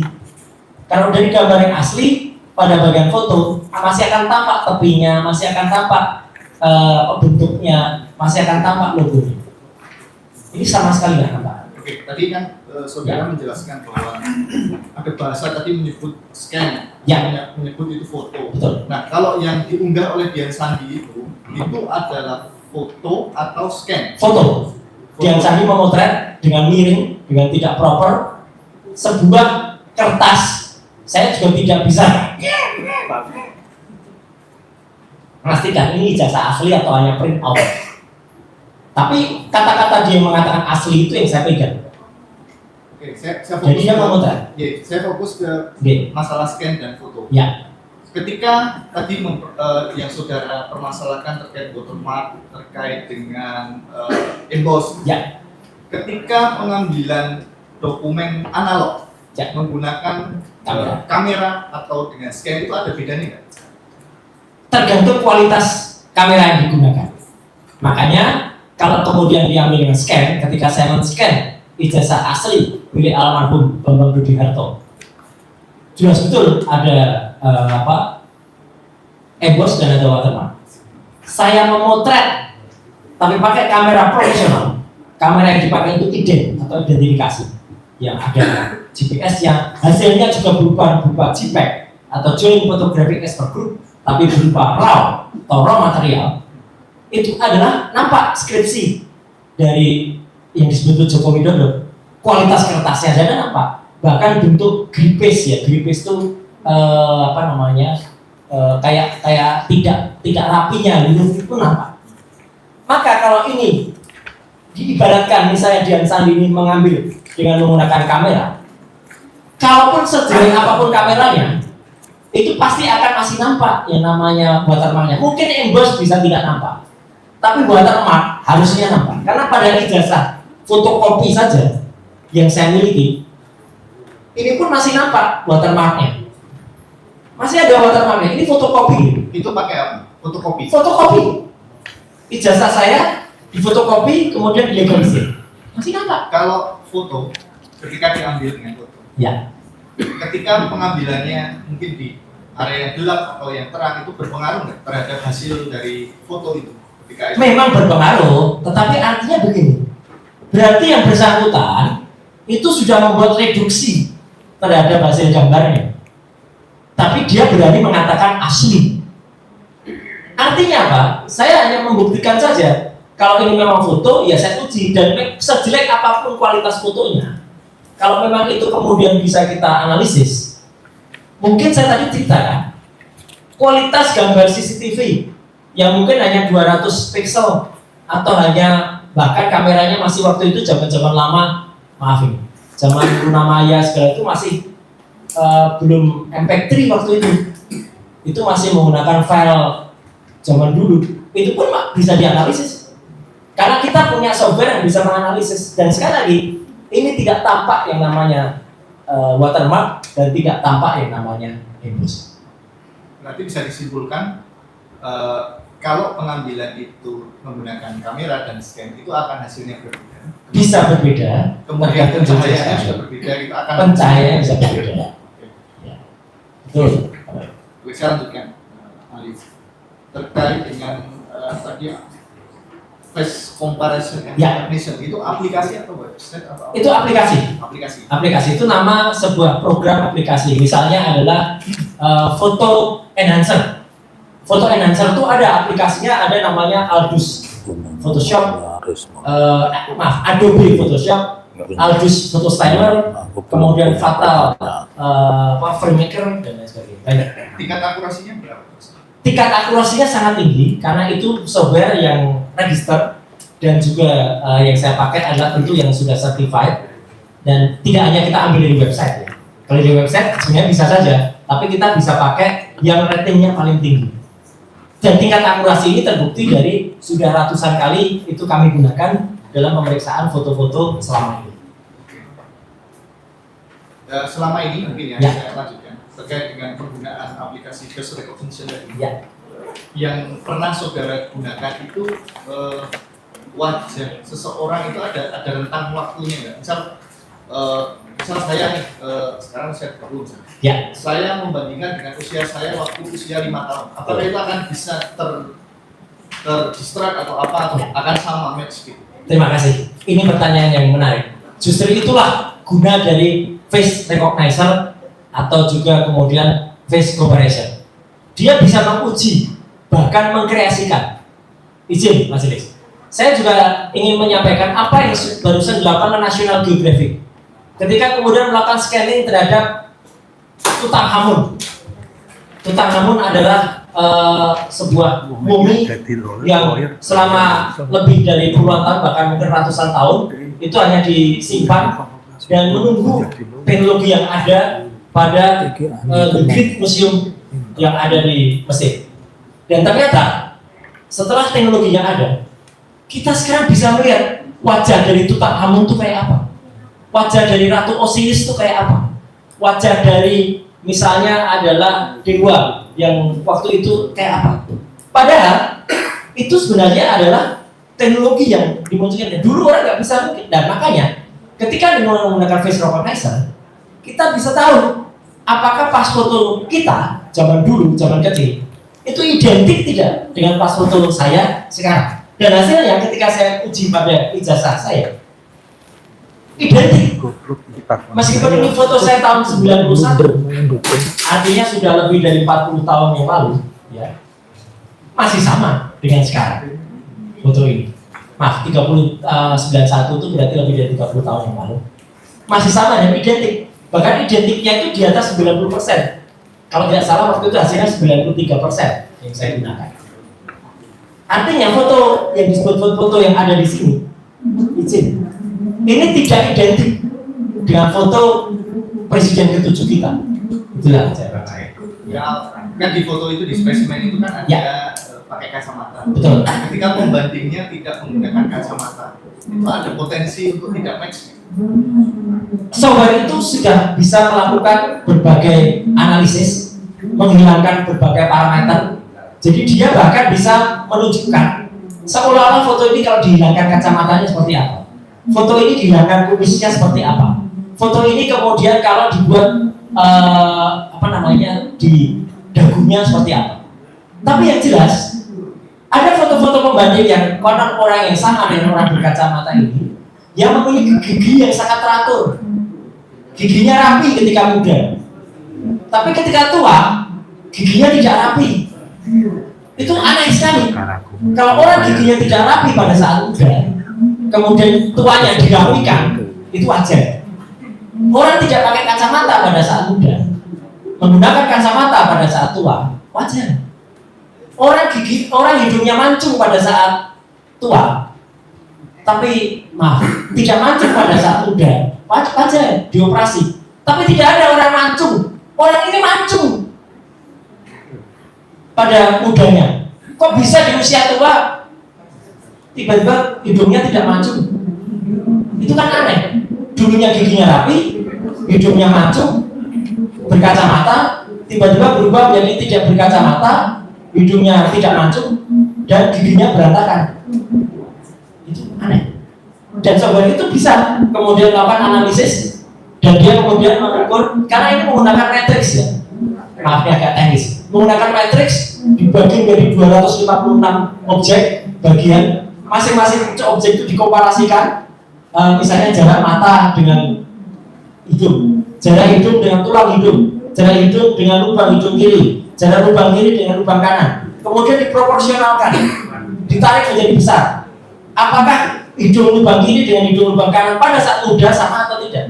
Ketika tua, meskipun dia membesar, tetap proporsional itu sama, tidak akan kemudian menjadi lebih pendek atau membesar, kecuali ada rekam jejaknya, ada rekam medisnya yang mengatakan dia pernah mengalami kecelakaan atau trauma fatal. Dan sepanjang yang kita tahu, orang yang sekarang masih disebut sebagai presiden ke-7 Indonesia tidak pernah mengalami kecelakaan frontal atau fatal di kepala yang membuatnya harus dioperasi. Sini kalau Pak Roy kan berpuasa, kalau mau makan siang nanti hantar cucu, terus sorenya nanti ke bandara. Ya, Siap. Berarti ahli tahu di tahun 1985 itu belum ada komputer. Betul. Kemudian untuk mencetak suatu dokumen itu menggunakan apa? Baik. Tahu ahli? Ya. Mencetak dokumen atau mencetak foto? Dokumen. Dokumen. Seperti ijazah atau sertifikat itu menggunakan apa? Ya, mencetak mata kuliah yang saya ikuti dulu ketika saya kuliah di Jurusan Komunikasi. Mata kuliahnya namanya Grafika dan Publisitas. Dulu ada alat cetak namanya cetak tinggi. Cetak tinggi adalah dengan menyusun huruf-huruf itu pada sebuah mesin cetak dan kemudian dia diputar, gitu. Kemudian setelah dilihat yang tadinya terbalik, kadang-kadang kita susun lagi. Kemudian teknologi berlanjut menjadi itu cetak tinggi ditemukan oleh John von Gutenberg. Nah, izin, yang itu tadi yang di tahun 1985 itu menggunakan itu. Saya sampaikan dulu terus ya. Ada beberapa percetakan modern. Kebetulan saya hidup di Jogja dan pernah kerja di percetakan. Saya pernah kerja di ASCO Offset. Sahabat saya pernah memiliki Liberty. Ya. Kemudian saya sudah tahu percetakan yang dekat dengan UGM itu namanya Perdana. Ya, bukan percetakan yang dulu disebut Sanur, bukan kemudian Prima. UGM sendiri salah ketika menyebut pertama kali itu di Prima dan di Perdana. Prima dan Sanur. Prima baru ada tahun 86. Ya, setelah itu dipercetakan Perdana. Percetakan Perdana memiliki mesin cetak tinggi tadi, dan dia mungkin mengerjakan settingnya. Dulu yang punya mesin setting di Jogja itu sedikit sekali. Mungkin percetakan Kedaulatan Rakyat KR, dan mungkin adalah percetakan Liberty yang ada di Cirebon Beteng, ya, dan mungkin percetakan ASCO atau Hanidita itu yang ada di daerah Kota Baru, ya. ASCO ada di Pasar Sentul, dan itu mahal sekali. Seorang mahasiswa, mohon izin Mas Riz, tidak kuat untuk kita men-settingkan itu di percetakan mahal itu. Jadi akhirnya kita hanya mencetakkan di cetak tinggi. Hasil cetak tinggi tidak akan proporsional dan tidak akan rata tengah seperti pada contoh skripsi yang ada pada yang disebutkan itu. Karena waktu itu hanya percetakan, tapi Universitas Gadjah Mada, yaitu Gama University Press, ya, UGM memiliki mesin cetak namanya Gama University Press, ya, itu memang memiliki mesin cetak sendiri. Tapi hasilnya pun kalau kemudian dihasilkan untuk ijazah, oke. Tapi kalau untuk skripsi tadi jelas tidak mungkin, dan mahasiswa tidak kuat untuk. Dan saya akan tambahkan lagi. Tadi yang saya tanyakan yang terkait dengan ijazah. Oh, ijazah UGM artinya punya sendiri. Ijazah itu pencetakan waktu itu belum menggunakan printer yang model yang sekarang ya, masih yang zaman dulu pakai dengan yang tadi yang betul, tadi ya. Betul. Tapi itu pun juga setelah diuji, mungkin nanti ada kesaksian Dr. Esmond Nasiolan Serikal yang akan menguji dari huruf itu scalable, kemudian tebalnya, kemudian hurufnya namanya Times New Roman, itu akan berbeda dengan hasil itu. Oke, saya lanjutkan. Ya. Dari pencetakan dengan mesin itu, apakah ada kemungkinan itu tidak rapi? Ada kemungkinan. Ada kemungkinan. Ada kemungkinan. Karena mesin cetaknya kan mesin cetak manual. Berarti ada kemungkinan metode-metode tadi. Semeletot-meletotnya, kalau kemudian itu dicetak pada hari yang sama, jadi satu ijazah itu kan mungkin untuk fakultas kehutanan misalnya, paling dicetak 100 lembar. Karena pada satu wisuda biasanya hanya sekitar 60 sampai dengan 80 wisudawan. Tidak mungkin kemudian meleset pada satu putaran. Biasanya itu rotation per minute satuannya. Itu biasanya dia bisa menghasilkan 20 rotation per minute. Ya, jadi artinya dalam satu detik itu dia 3 kali putaran. Itu keluarnya pasti sama persis. Kalau meleset dikit gitu? Tidak mungkin. Saya bisa pastikan itu tidak mungkin. Kecuali muncul batch pertama, kemudian setelah itu, wah ini ada error. Oke, dicetak lagi, tapi dicetak lagi pun itu harus menggeser platnya, istilahnya. Jadi platnya, padahal penggeseran plat itu, majelis itu pakai kunci-kunci L, kunci letter L, menggeser plat itu. Itu tidak mungkin dilakukan kalau tidak ada kesalahan, dan sangat jarang sebuah ijazah kemudian dicetak, karena biasanya sisa 100 lembar pertama, oke, ya, kemudian itu yang digunakan. Kan tidak mungkin misalnya wisudawannya ada 60, kan masih sisa 40-an. Begitu sisa 40-an, ya itu ambil itu aja yang blanko yang masih ada batch pertama. Tidak mungkin dia ngambil yang batch berikutnya yang ditempelkan pada plat berikutnya lagi. Jadi ini beda plat, Bapak. Jadi mohon pahami kondisi di mesin percetakan. Susah sekali orang menempelkan plat cetak hitam platnya sendiri, cetak krem warnanya sendiri, cetak emas warnanya sendiri. Jadi itu naik platnya itu naik 3 kali. Ya, saya mau menyambungkan dengan yang saudara tampilkan tadi kan terkait dengan metode. Betul. Saya ingin mendalami itu, apakah hal yang semacam itu bisa menjadi indikasi adanya itu dokumen tidak benar, gitu, tidak asli. Nah, tapi ini kalau boleh saya mohon izin untuk menampilkan yang tadi disampaikan oleh ahli yang bagian ijazah atas nama Bambang Supriyanto, Ya, itu di situ juga huruf A-nya di luar. Gitu. baik. Kenapa itu huruf A-nya di luar? Ya kan tadi kan katanya kalau yang punya Ya. Jokowi di luar itu Betul. kalau lain di luar banget ini. Iya. Wisuda Bambang Budiarto adalah di bulan Mei tahun 1985. Batch yang berbeda dengan Joko Widodo. Sri Murti Ningsih, Pronojiwo, almarhum Bari Mulyono, batch yang sama dengan Joko Widodo yaitu November.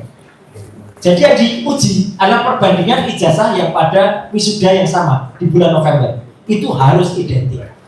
Bambang Rudiarto kalau mau dibandingkan dengan yang lulusan atau wisuda pada hal yang sama pada bulan Bambang Rudiarto itu pasti sama. Bambang Rudiarto tidak bisa dibedakan persisnya meletotnya, A-nya yang keluar, A yang mencolotnya dengan milik Joko Widodo. Tetapi almarhum Bambang Rudiarto itu wisudanya jauh lebih awal. Sudah ada embos, sudah ada watermark. Logikanya tidak mungkin yang bulan Mei sudah ada watermarknya, di bulan November tidak ada watermarknya, tidak ada embosnya. Itu kuncinya.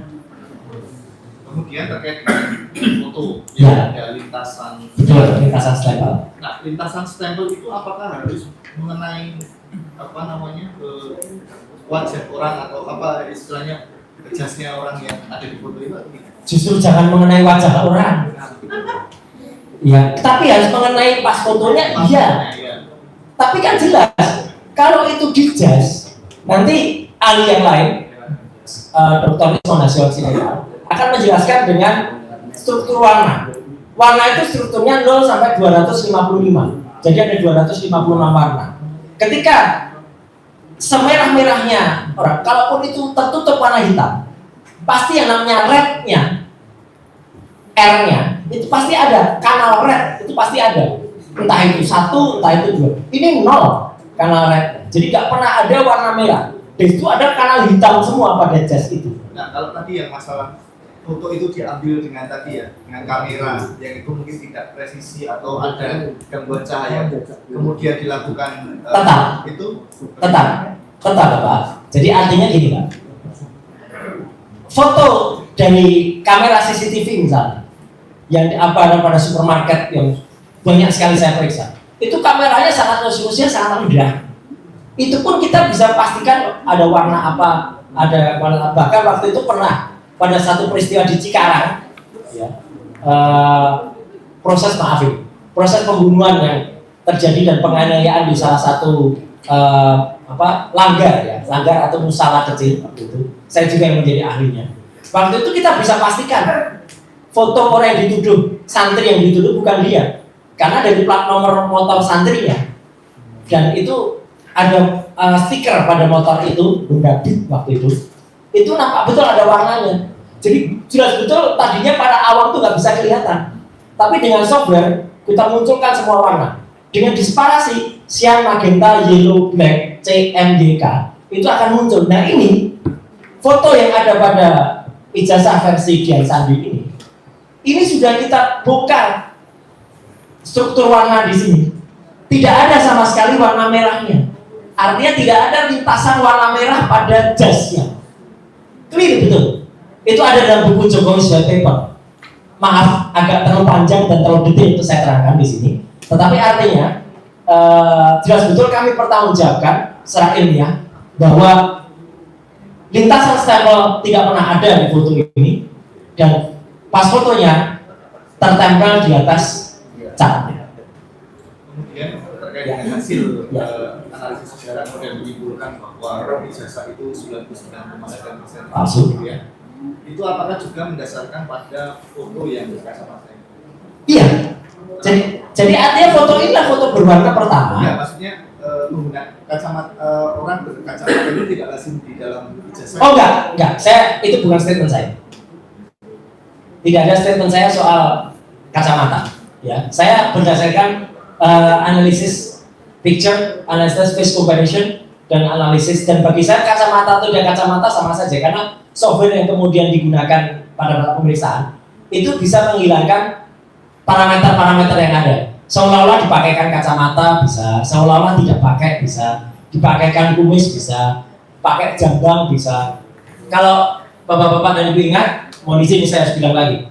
Waktu ada kasus menghilangnya HMP, Hutomo Mandala Putra alias Tommy Soeharto majelis, saya juga lah yang melaksanakan pencarian dengan menggunakan metode CDRI, Call Data Record Information. Hubungannya apa? Waktu itu beredar foto Tommy brewok. Saya mengatakan jangan diedarkan foto brewoknya saja, tetap diedarkan foto aslinya. Brewoknya kita hilangkan. Nah ini loh foto aslinya. Jadi supaya supaya kita itu tidak kemudian terframing harus mencari orang brewok. Enggak. Dan waktu itu yang saya cari bukan brewoknya bapak-bapak ibu sekalian. Yang saya cari handphonenya. Dan handphonenya tertangkap sinyalnya di Bintaro, di perumahan Maleo.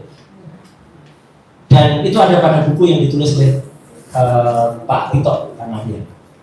Saya ikut membantu di situ. Ya. Terduga 4 ada pertanyaan. Nanti tuangkan ke kesimpulan. Ahli ya. Siap. Jadi analisis yang saudara lakukan adalah apa yang diunggah oleh Gian Sandi ya. Betul. Gian Sandi. Dari unggahan Gian Sandi itulah saudara berkesimpulan tadi ya, 99% palsu. Ya. Tadi yang ditanyakan oleh penggugat mengenai spesimen kan ya. Spesimen itu banyak ya. Apa yang dimaksud spesimen? Apa saja? Ya. Bisa coba jelaskan. Spesimen adalah terjemahan atau bahasa yang biasa kami gunakan, peneliti gunakan untuk kalau istilah lainnya kalau di laboratorium ada preparat, ya, ada contoh, ada alat diuji atau ada objek. Jadi itulah spesimen. Jadi ada spesimen itu adalah hal khusus yang membedakan karena dia dari spesies, hal khusus yang membedakan dari satu contoh objek yang satu dengan objek yang lain. Makanya disebut sebagai preparat atau spesimen. Nah, yang membedakan adalah pada Gian Sandi berwarna. Ini adalah pertama kalinya, sebagaimana presentasi saya tadi, foto ijazah yang dipermasalahkan muncul pertama kalinya berwarna. Baru kali ini, 1 April 2020. Sandi berwarna. memfoto ya. Memfoto ini. Memfoto ya. Memfoto ini. Memfoto berwarna. Berfoto berwarna. Diupload ke akun X atau Twitter dia. Ya. Twitter dan lain ya. Ya. Akun X ya. X. X berwarna ya. Berwarna. Jadi ini pertama kalinya. Sedangkan 3 tahun sebelumnya berarti tidak hitam putih ya. Tidak hitam putih. Ada warnanya berarti ya. Ada warnanya. Warna merah. Membuat bisa dianalisis. Ya. Ada warnanya. Ya. Nah, kalau hitam putih kan berarti analog ya. Bukan, hitam putih itu monokrom. Monokrom itu artinya tidak bisa kita lakukan elang, tidak bisa kita lakukan luminance and gradient. Jadi kalau hitam putih tidak bisa elang, ya. luminance, jadi betul, ya. Betul. Jadi ini pertama kalinya berwarna. Bahkan ketika Sigit Sunarta, Dr. Sigit Sunarta menunjukkan di depan wartawan waktu itu pun juga hitam putih. Jadi waktu itu Pak Sigit Sunarta kan menunjukkannya juga hitam putih. Sigit Sunarta siapa? Dekan Fakultas Kehutanan. Oke. Tahun 2002. Tahun 2002. 24 Oktober tahun 2022. Ini hitam putih. Terlipat di mana? Di kampus Kehutanan. Ya. Bukan di Twitter atau di Bukan. Di kampus ya? Di kampus, ya. Direkam oleh seorang wartawan kompas.com bernama Januarius siapa, Viagul atau siapa, namanya bagus ya. Dan sampai sekarang masih bisa dilihat YouTube-nya. Judulnya adalah penjelasan UGM soal isu keanehan ijazah Jokowi. Di YouTube ya? Ya.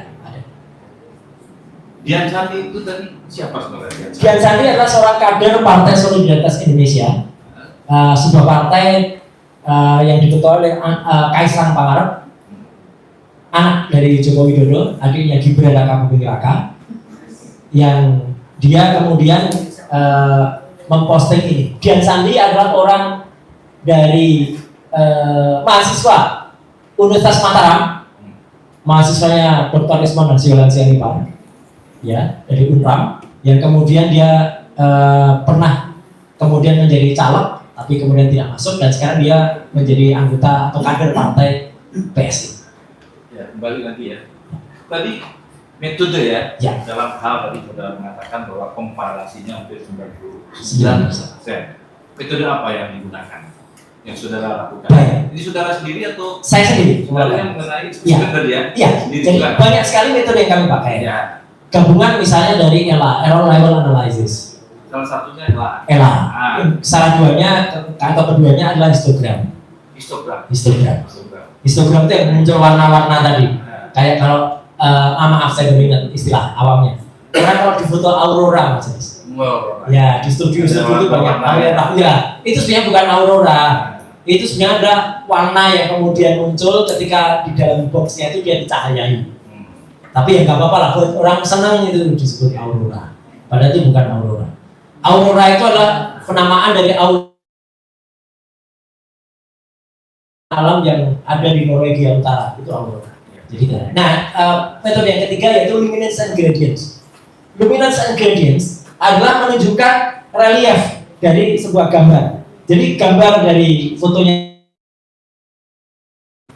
dari Jasandi, saya lakukan luminance itu akan menunjukkan kalau tidak ada lintasan stempel, tidak ada emboss, tidak ada watermark.